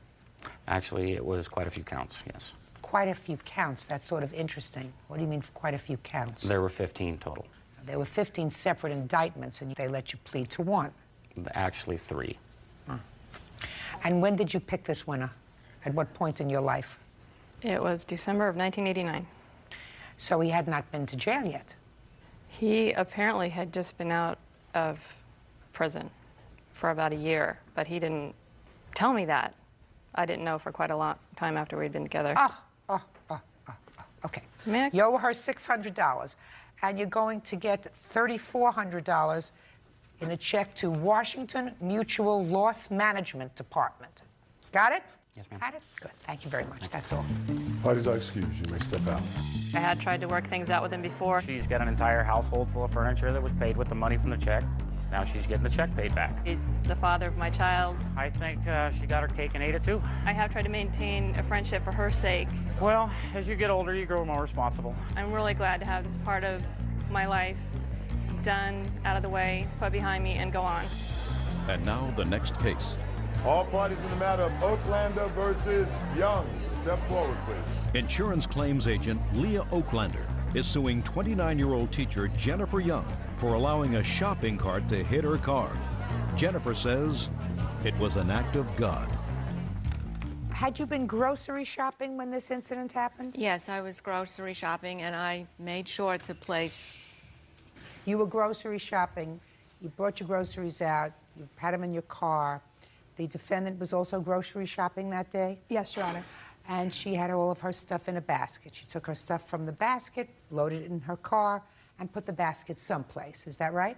I put it back on the sidewalk where it belongs by the store. No, no, no. You put it back someplace. You didn't put it back where it belonged because it rolled down and rolled into her car. Is that what happened? Yes, and it caused... Shot? Yes, that's it. Rolled into your car and caused damage. Yes, it did. And Miss Young says it's not her fault. Now, explain to me why it's not your fault. Go ahead. Your Honor, I put the cart back on the sidewalk because this is a very prestigious organic food store. There is usually 1 to 2 workers who are there helping us load our groceries and remove the shopping cart, put it back into the store. There is not even a shopping cart receptacle in the parking lot.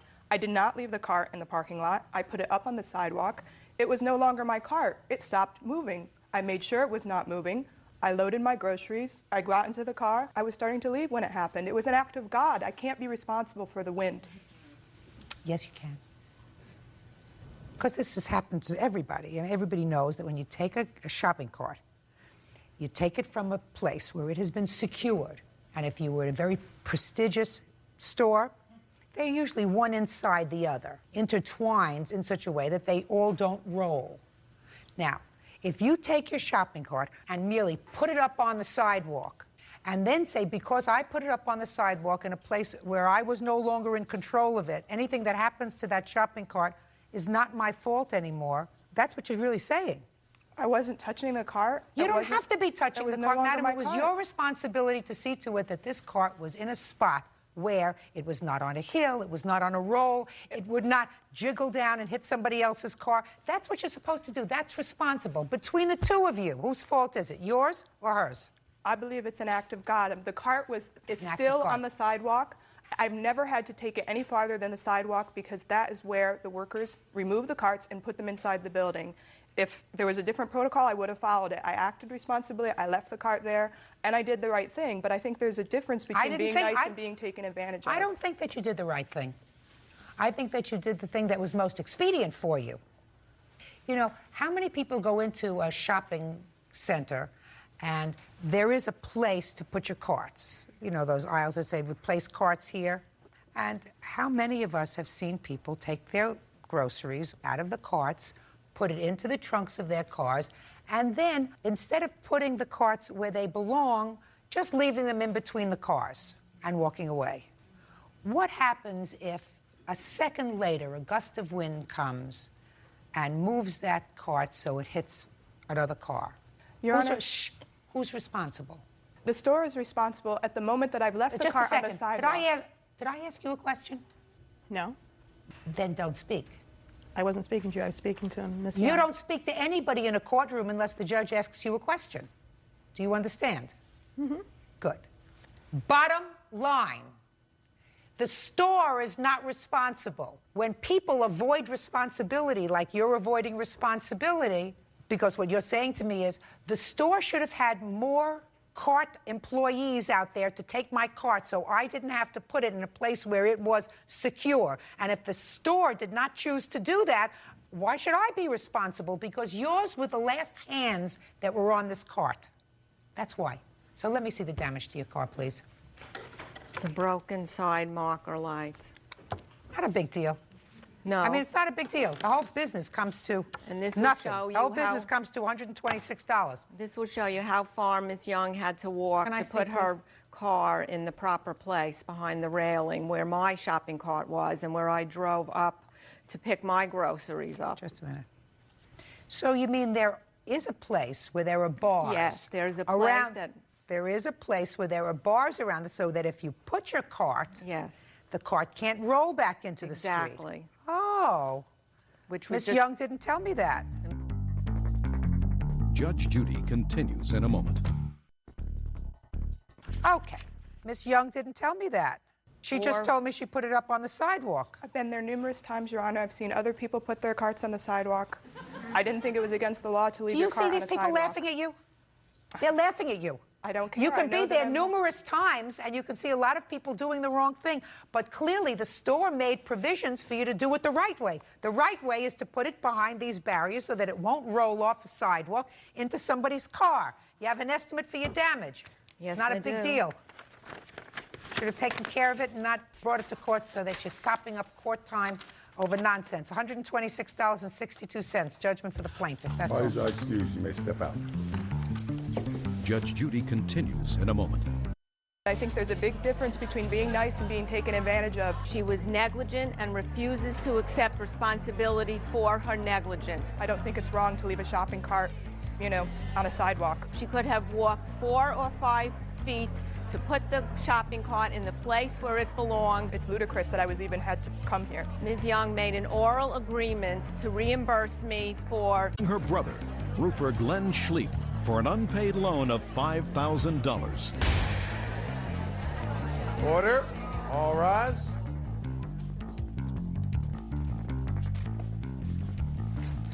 This is case number 506 on the calendar in the matter of Rotzman versus Schlief. Parties have been sworn in. You may be seated, sir. Have a seat.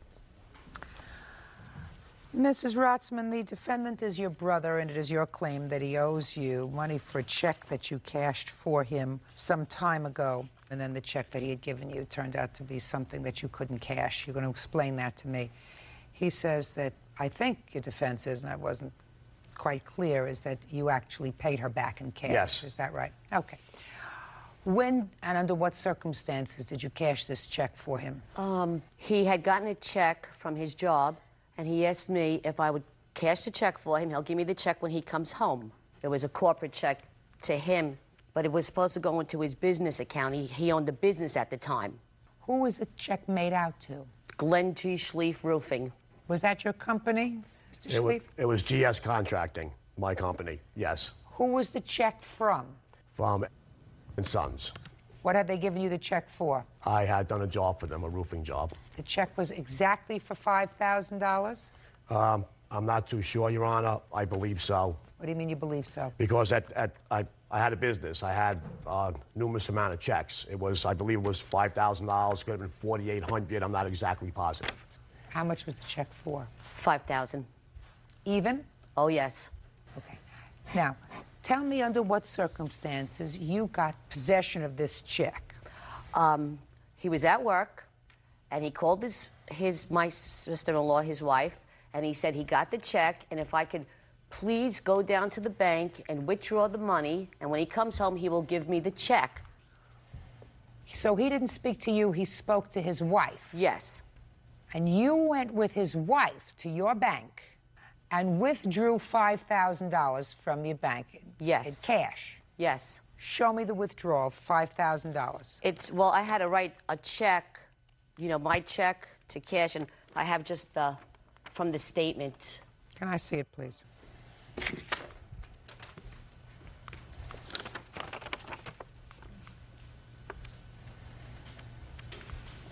What date was it that you withdrew the $5,000? I'm not too sure. It was in the month of December. Okay. And who did you give the money to? My brother. When? Later on that evening in his bedroom. So far, is that correct, sir? Yes. So you got the money. Yes. And what did you do with the check to GS Contracting? Well, what happened was my check, I couldn't put into my bank because I didn't have enough funds for it to clear. This is how it came about. Did you give her the check? No, no. I didn't give it to her. Did your wife give it to her? Yes. What, are you playing games with me? I don't know what you mean. If I said, did you give her the check, and you said no, if I didn't ask the next question, did your wife give her the check, you would have just left it at a no.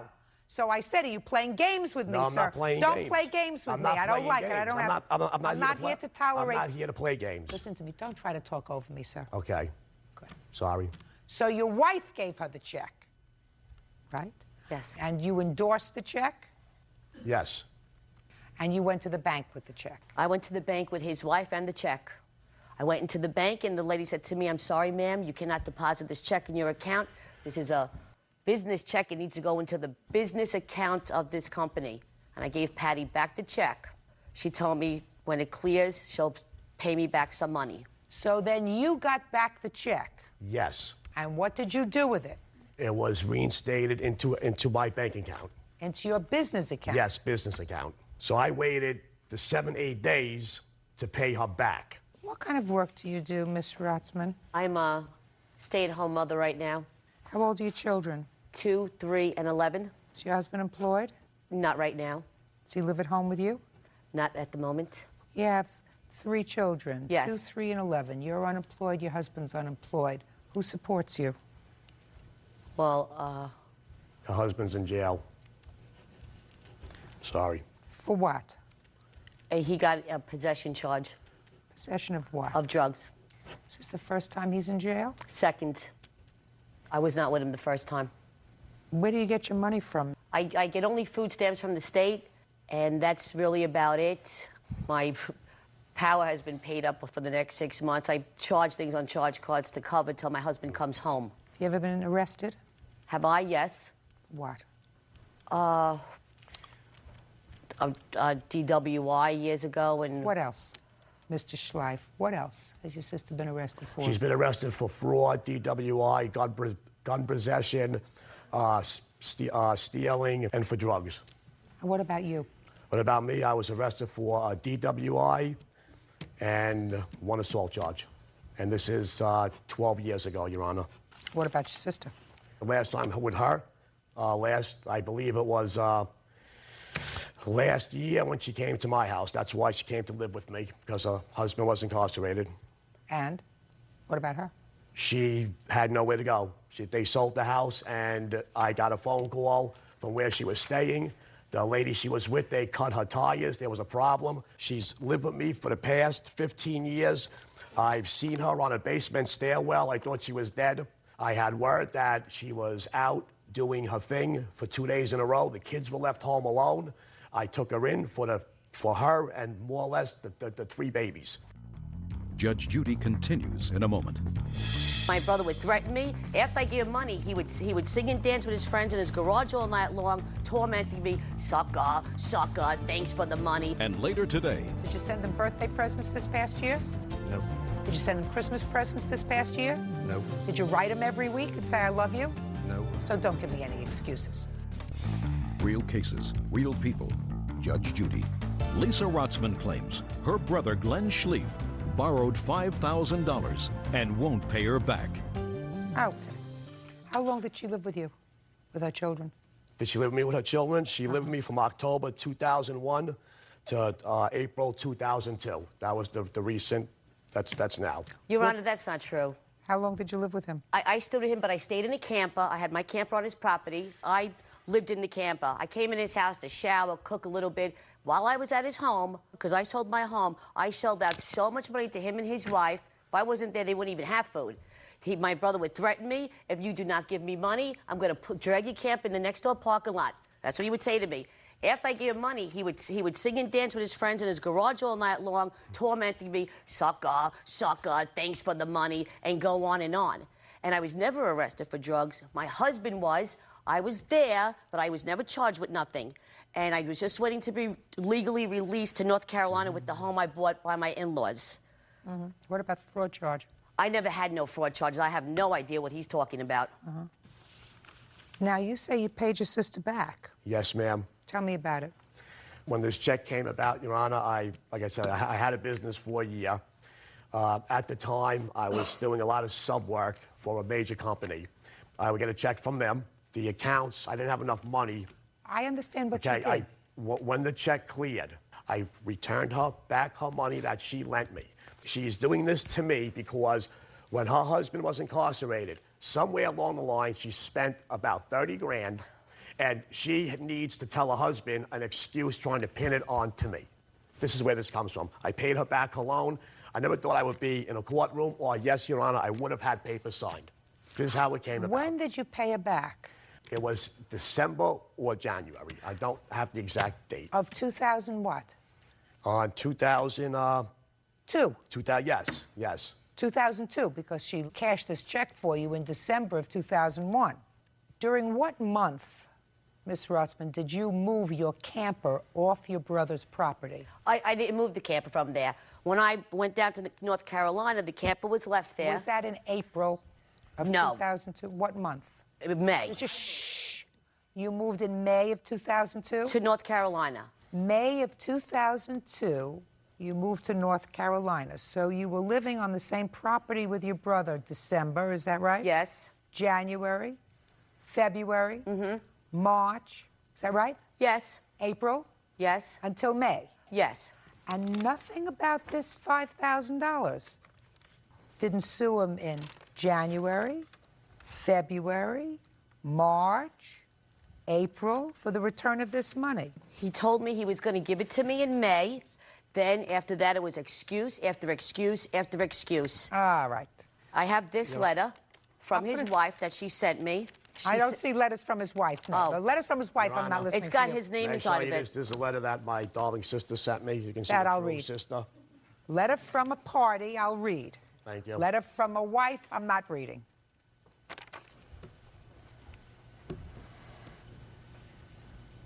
May I say something? Shh. What does she want $40 a month for? That's right. Your Honor, that was my son, Christopher. I had bought him a car for $4,000. The transmission, he blew up. He was afraid that I would find out, thinking he was beating on the car for a first car. He went to my sister, asked her if she could charge it on her charge card, so Dad wouldn't find out because he knew I would get mad. That $40, my son, Chris, hasn't paid her back. So that's the money, the $40 now she wants from me. Well, how much was it to fix the transmission? The transmission was, I believe, $500 or $600. And $500 for your van, too, I paid. When was that? Sometime when I was living there. No. Tell me when. When did you pay for his son's transmission? When I was there, I don't know. You weren't there that long. Look at me. You weren't there that long. Was it January or February of 2002? His car I paid for, and his son's. Just a second. And when did you pay for his car? The same day, same month. On my American January or Express. February? Yes. January, after you had given the wife the $5,000. Oh, yes. He threatened me all the time. I don't believe you. Yeah. I don't believe you. I just don't believe it. You're right. Shh, quiet. Sorry. Now, I don't believe that you gave him $5,000 in cash. I'm not sure if I believe that to begin with. Let us say I believe it. Let's say I believe that you gave him $5,000 because he was going to give you a check, and that the business check couldn't go into your private account. So he deposited the check into his business account. He had money in there in January and February to give you the money back. That's clear because I looked at his bank statements. It doesn't make sense that if he owed you $5,000 from December, that you would continue to put money for him and his child on your American Express. The child paid me back. Well, if the child paid you back and you say you put money for his car on your American Express, maybe that's what you're talking about, the $40 a month. But it doesn't make sense that if he owed you $5,000, you would, after that, without getting paid for it, put additional monies on your credit card for him. It doesn't make sense. Your case is dismissed. That's all. Thank you. Parties are excused. You may step out. When you lend people money, they should pay you back. I've helped her for the last 15 years when she was in need. He didn't help me out. He made me poor. I think she did that on her own. I'm poor. I'm broke. When you're a nice guy, you finish last. I have no hard feelings. It's done. It's over. I have no hard feelings. I hope she, is okay with it. I am. What are you going to do? He's still my brother. And now the next case. All parties in the matter of Donaldson versus Orndorff. Step forward, please. 27-year-old warehouse stocker Samantha Donaldson is suing the father of her child, 28-year-old auto technician Gary Orndorff Jr. for state child support while both of them were in prison. Miss Donaldson, you and the defendant have a child together. You were Yes, never Your Honor. married, is that right? No. How old is the child? He's 9 years old. There was a time in the past couple of years that you found yourself incarcerated, and at the same time that you were incarcerated, the defendant was incarcerated, correct? Correct, ma'am. And while you were in jail, you sent your son to live with your mother in Kansas. The two of you had been in Pennsylvania at the time. When you were released from jail, you spent about a year in jail, according to what I read. Sometime later, the state of Kansas sued you for support for the child because when your mother took your son, she needed financial assistance and she applied for welfare. So the state of Kansas came against you for about $2,000. And you want the defendant to pay for half of that because they are garnishing your wages. That's what the case is about. Yes, Your Honor. Simple. Yes. So you, sir, tell me why you should not be responsible for half. Because she took my son without my consent to Kansas and put him on assistance. And I don't feel I should have to pay that amount because I pay monthly child support to her now, currently. I'm not talking about currently. I'm not talking currently, but talking back in '95. Well, since '98, since I got out, up till now, I'm paying support. And my state says I should not have to pay the amount when I was incarcerated. And that's why I'm here today with you. Well, show me where Kansas says you don't have to pay it. I don't have that, Your Honor. Well, I would like to see that. That would be important. It says my payments were suspended when I was incarcerated. Listen to me. Your child support payments to her were suspended while you were in jail, Correct. right? Correct. Because you couldn't make license plates fast enough.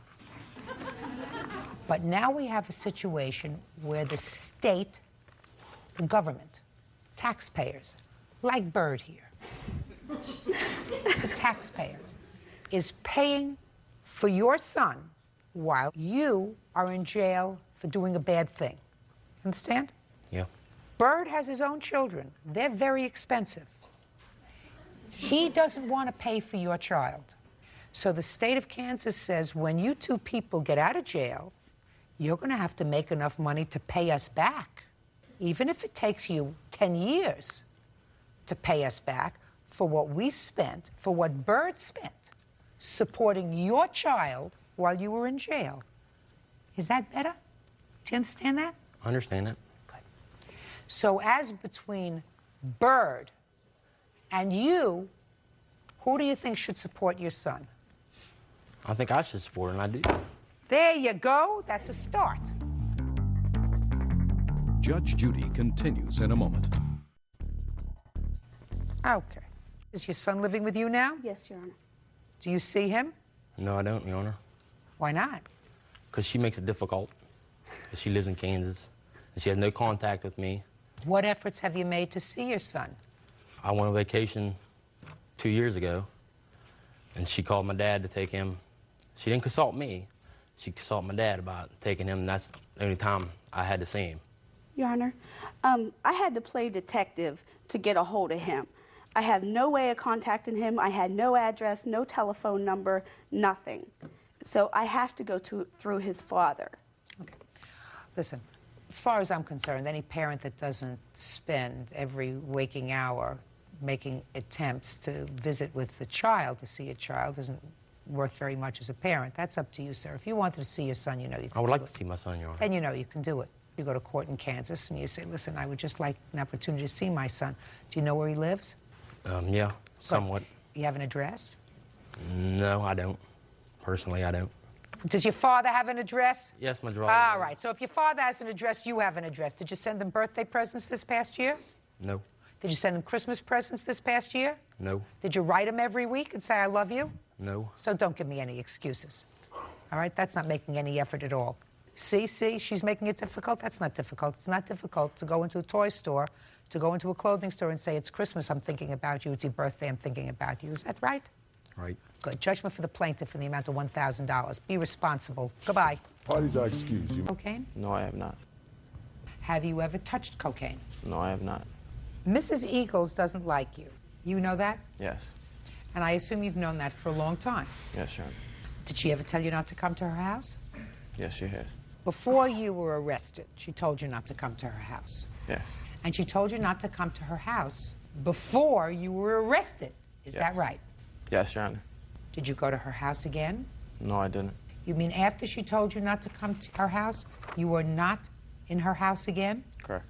When did she tell you not to come to her house? Maybe about a month before I was arrested. Give me the month. Early December. So far, is that correct? I told him numerous times, starting in September, maybe 2 years ago. All right. But you knew he came to your house, and he came to your house invited by your son. I did not know that he was going to my home. Well, he didn't break into your house, madam. He came invited by your son, who was playing hooky from school. I told him to stay away, and whether Devin let him in, I was at work, I had no way of knowing. But he was not allowed to go to my home at all. When did you finally call the police? I went over to the Juvenile Bureau on several occasions. When did you finally call the police? Then I finally called them in, I think it was November. When was he arrested? He was arrested in January. Why in January? Because on December 31st, I came home from work and I found him in my apartment. Is that right? No. No. You mean she's lying about finding you in her home? Yeah. Yes, Your Honor. Devin, was Matthew in your home on December 31st? Yes, he was. My mom came home early from work and caught me, Matt, and Kevin in there. We were at my house. Is that right? Before we were going to... She says you were there.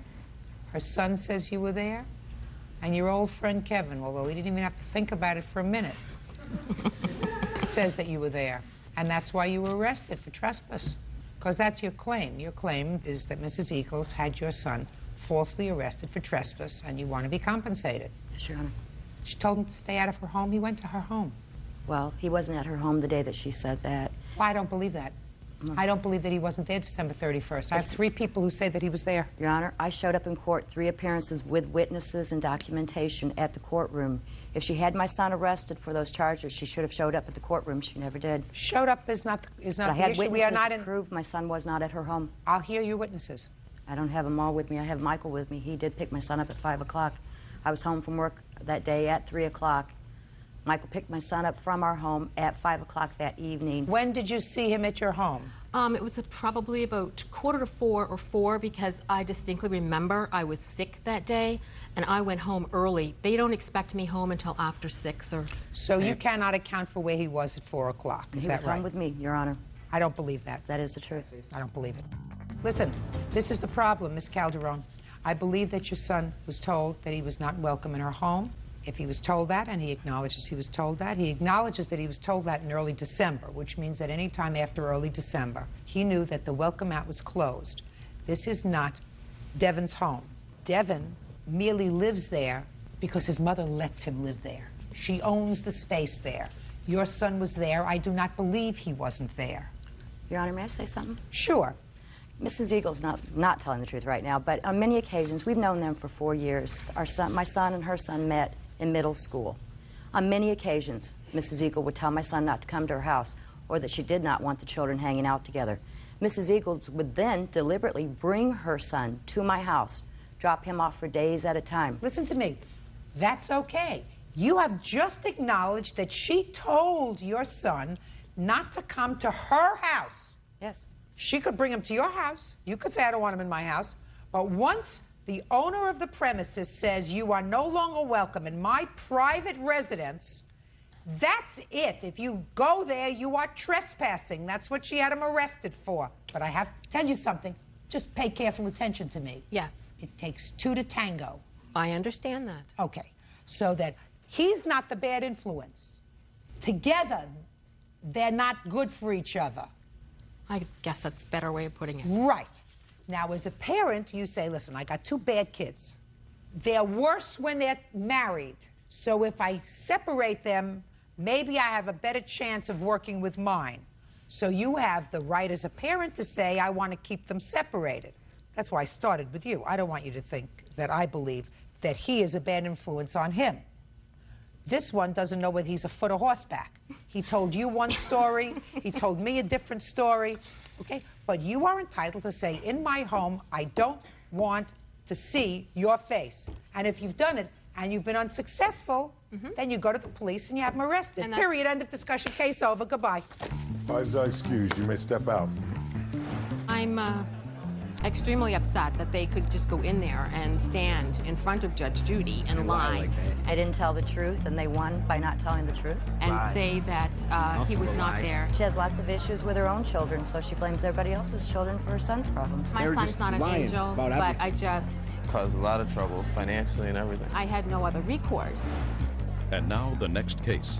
All parties in the matter of Carpenter versus Young. Step forward, please. Customer Service Manager Andrew Carpenter is suing his ex-girlfriend, clerk Rhonda Young, for the unpaid balance on a car loan. Rhonda says as soon as they broke up, the deal went sour. Miss Young was your girlfriend.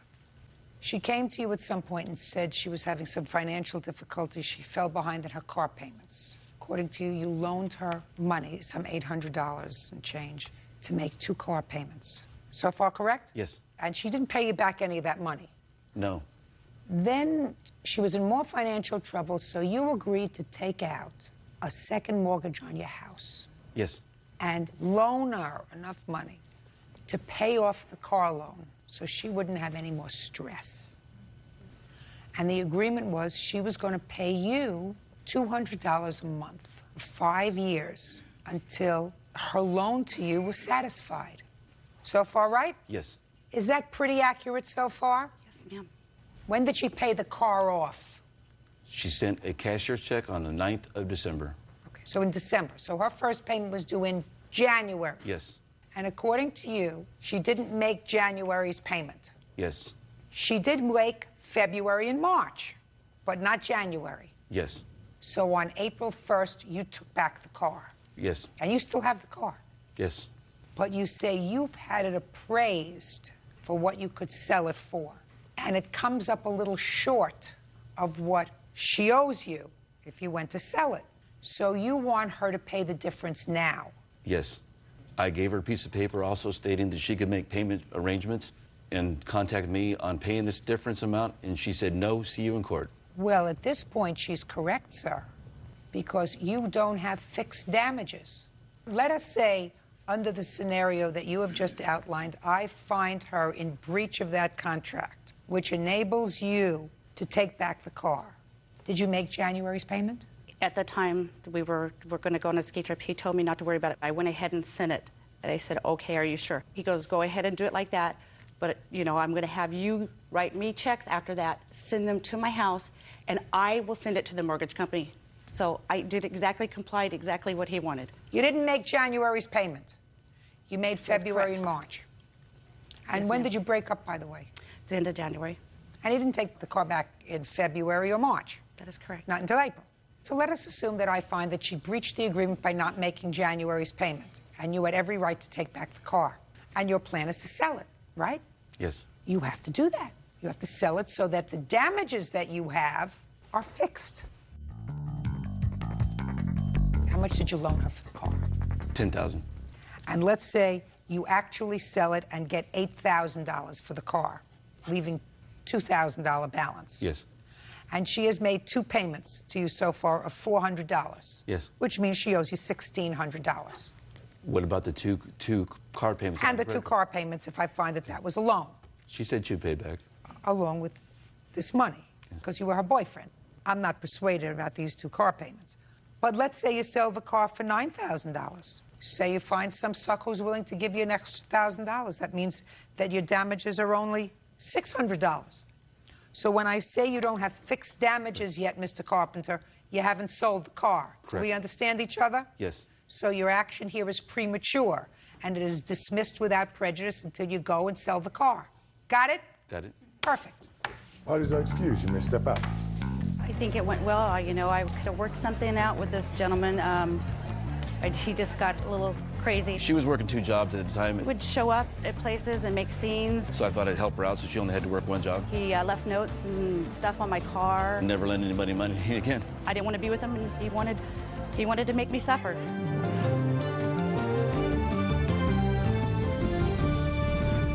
and her husband George are suing Linda's co-worker, account assistant Natasha Wilson, for the value of stolen property. The Skinners say Natasha's 16-year-old daughter was house-sitting when several guns were stolen from the home.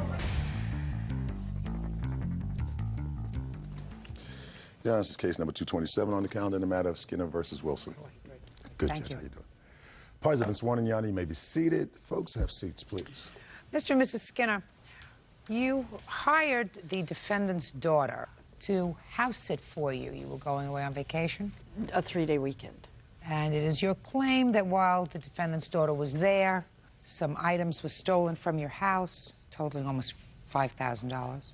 And also that the defendant's daughter threw a party, used your car without your permission, but primarily the car wasn't damaged or destroyed. Primarily you just want the value of the items that were stolen. Is that right? Yes, ma'am. And you're suing her mother? Yes, ma'am. Because she's a minor. How old are you? I'm 17 now. Why don't you stand up next to your mother? Maybe 17, but you're taller than your mom. So why don't you tell me how you found this young lady to house sit for you? Well, we worked together, and I felt since I worked with her, I could trust her daughter that nothing would happen to my house while we were gone for a few days. So we made the arrangement, and I paid them $40. Who did you make the arrangement with? Both of them. Well, tell me where that took place, when it took place, when did you go away? Okay.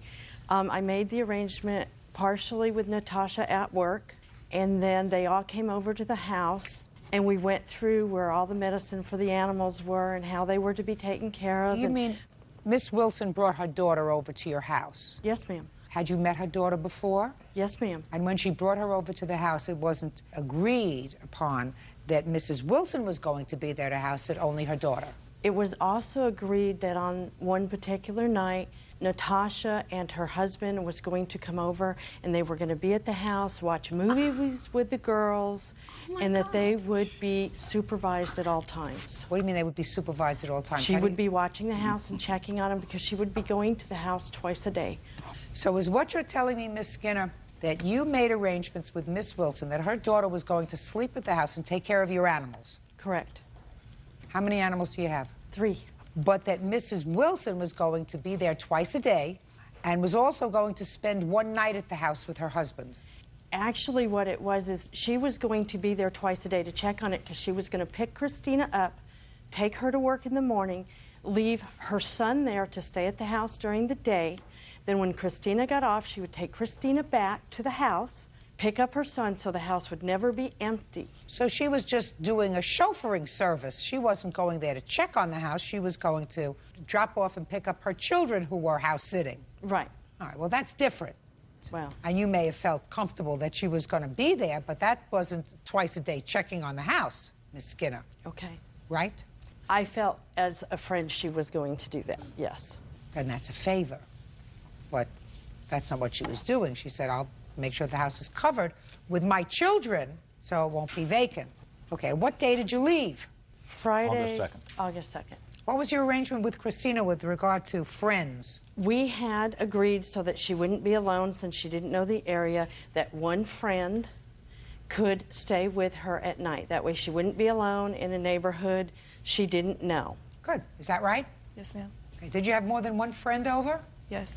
How many friends did you have over, Christina? A total of 3. Including you? No, without me. I was the 4th. And what were these friends doing at your house? It was my best friend, one of my best friends, Brandy's birthday.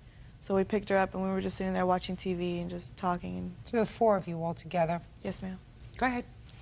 I have a copy of the police report, a copy of citations that she was issued in my car at 4:15 in the morning in Arlington. What were you doing in her car, Christina? I had taken it to drive back to Arlington to pick up friends, and that was the time when I was taking Brandy and Courtney back home. What were you doing riding in her car? I used it to go pick up friends. Well, you weren't allowed to do that, right? Right. Your Honor? Yeah. May I say something? Sure. Okay. First of all, before we even agreed to this, she knew my daughter did not have a license to drive. And prior to that, I had asked her, whatever you do, please do not let her have the key. We talked about this at work, and we talked about it again once we made it to her house for everybody to meet. I didn't know until after all these happened that she had given my child the keys to her car in case of emergency, mind you, which I understand. But she's 16. She knew. Just a second. You gave her the keys to your car? We left the keys at the house because they had the house keys and the car keys.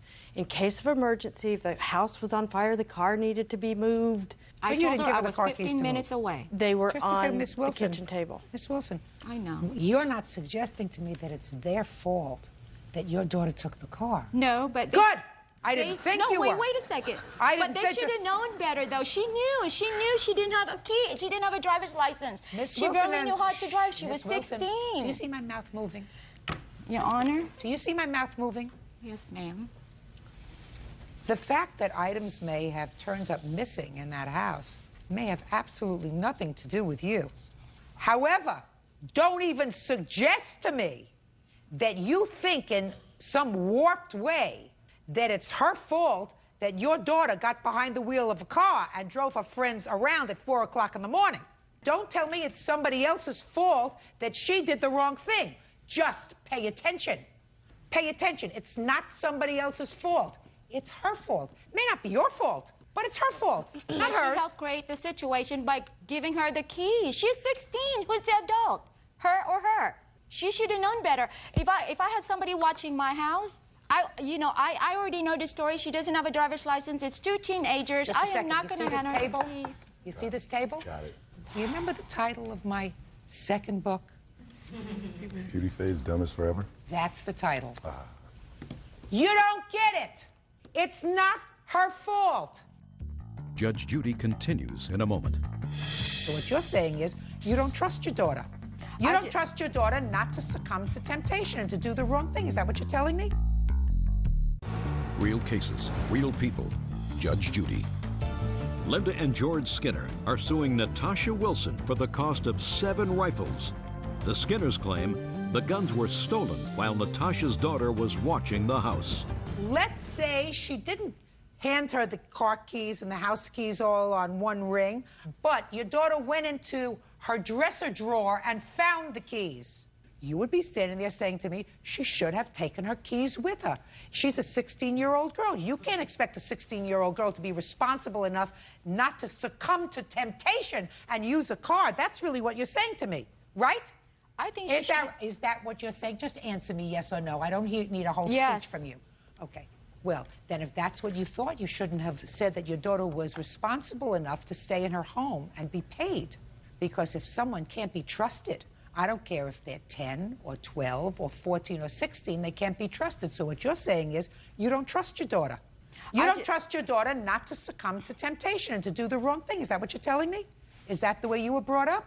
Well, No, that's ma'am, unfortunate. I was not brought up that way. That's unfortunate. If you don't trust your daughter not to do the right thing, then you should not say to these people, my daughter is responsible enough to stay in your home. Because the car is one thing, but there are other things in the home. There were 3 animals there, and if she's not responsible enough not to use a car that she's not been given permission to use, she's not responsible enough to make sure that 3 animals are taken care of. So that if you had some idea that your daughter was irresponsible, you should have told her, I'm sorry, my 16-year-old daughter is not responsible. I will not allow her to stay in your home. You didn't say that. You led her to believe your daughter was responsible enough to oversee. But there were conditions to that, though. I'm speaking, was responsible enough to oversee her home and her dogs. That still doesn't make you liable. All I'm doing now is giving you a hard time because you don't get it through your head that it's not her fault, but her fault. We understand each other? Good. Now we understand each other. Now, you also found that other items were missing. Yes, ma'am. Is that right? Yes, ma'am. Items were missing, such as some rifles. Yes, ma'am. And a whole bunch of other stuff. Yes, ma'am. She's not responsible. She's responsible, but she's a minor. Correct. You have the ability to select someone responsible to take care of your home. And if you selected her, and if something happened in your home, you can't say her parents are responsible. You can't. I would just like to for you to see this, to give you an idea that how long she had somebody in our home. I don't care. She knew she did the wrong thing. This isn't somebody who's saying to me, I I thought I could use it, that it was okay. She knew she did the wrong thing. Only her mother's making excuses. But her mother is not responsible for what she stole, or her friend stole, or somebody else took from the house when she left the house open, when she took her friends home at 4 o'clock in the morning. Her mother's not responsible. And under the law, you can't collect any money from her. So what you have to do, and what everybody has to do, if they decide to leave their home and entrust their home to somebody, you make sure that person is not a minor. So if things come up missing, you have somebody to sue. But you can't say, listen, I have to blame somebody. You have to blame yourself. She's a teenager, and when you leave teenagers in a house, unsupervised, 24 hours a day, trouble happens. I remember leaving my teenage children in a house, and we were just gone for an overnight, and these were not babies, and getting a call that there was a huge party. What kind of party? 35 people in a party. You don't do that. When you leave teenagers in a house, you never know what happens. When they have an empty house, it's party time. You know, the word goes out over the waves. Now they goes over internet. Party time. Bottom line is, you didn't hire her, nor did you pay her. The only arrangement that you had with Miss Wilson was she was going to drop off and pick up her children so that the house would be covered all the time by her children. You have a responsibility to select the right people to take care of your house. If you don't blame somebody else. Actually, I paid Natasha. Did you pay her to give to her children? Or did you just give her the money? I gave her the money to do... Ms. Skinner, you're pressing it.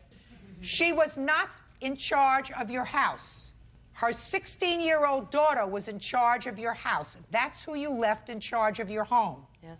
And if you chose to do that, and if she did the wrong thing, her mother is not responsible.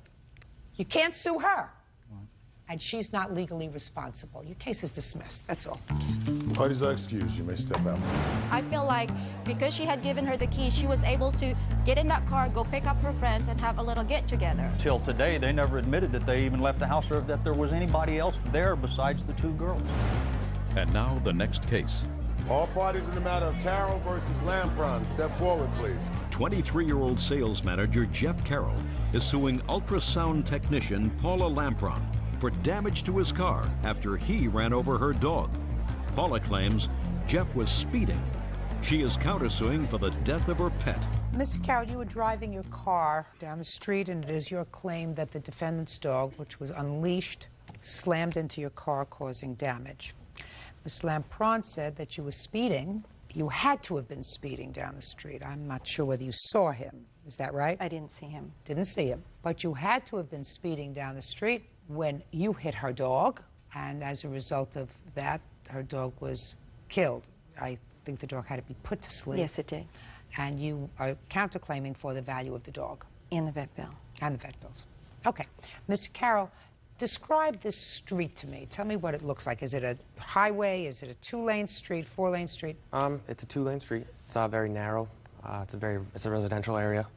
30 miles an hour is the posted speed limit. What happened? I was proceeding at the speed limit, 30 miles an hour down the road, when all of a sudden a loud crash to the passenger side. I looked in my mirrors. I didn't see anything. I pulled over, saw that it was a dog. I was in severe trauma. I saw Paula. She asked me to help. I said, sure. We helped get the dog into the truck. Into whose truck? Into the back of her truck. The dog what kind of a dog was this? A golden retriever. We got the dog loaded up, and she proceeded to the animal hospital. And what happened to the animal hospital? And the veterinarian helped me get it out of the truck. He said the injury was extremely severe, and he would do anything he could to save her. He called me and told me that there'd be no chance of her recovery, and she was What in was she severe doing without a pain. leash, Miss Lampron? I have two golden retrievers, mother and son. That was the mother. And I was just leaving my house to do errands. Both dogs were sitting by the side of my truck, waiting to get in. Unleashed? Yes, but on my property. But unleashed? Yes. And they don't run. They're under my control. However, the female dog is very obsessed with her ball, and she had a ball in her mouth. The ball dropped out, and she ran to the end of the driveway to catch it, to get her ball. And it just happened in a split second. Well, the end of your driveway is not where this happened. He wasn't driving in your driveway. No, he wasn't driving in my driveway, Right, but he so was with driving the very ball- close to the road, and I have pictures of the end of my driveway where my dog was. My dog was not out in the middle of the street, Your Honor. He didn't say it was out in the middle of the street. The dog hit his car as it was coming down the street. Can I see the photographs of the damage to your car? It's actually photographs of her property as well with it.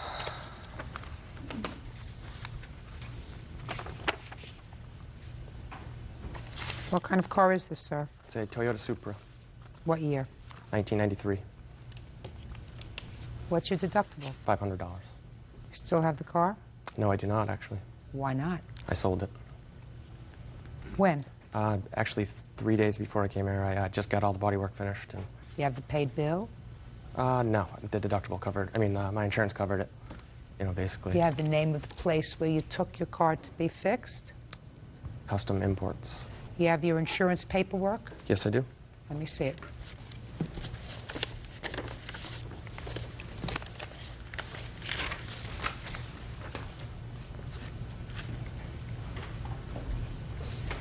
How much did you sell the car for? $20,000. $20,000? They don't make the car anymore. It had a lot of additions to the car. It wasn't stock. When did you purchase the car? 2 years ago. And how much did you pay for the car? $17,000. So you made $3,000 on the car. Not really. I put a lot more into it over the 2 years. This is an estimate, is that right? No, that's what I got from my insurance company. Okay. Custom imports. Mm-hmm.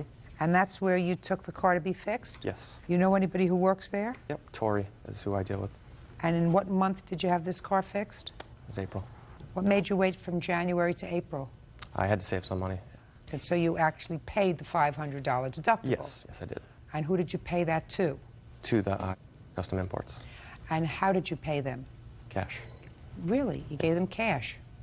You have a receipt from them that you gave them $500 in cash? No, I did not. Why not? Didn't they give you a receipt when you paid the bill? Not really. It's kind of a friend who did it. You understand where I'm going with Yes, you, sir? yes.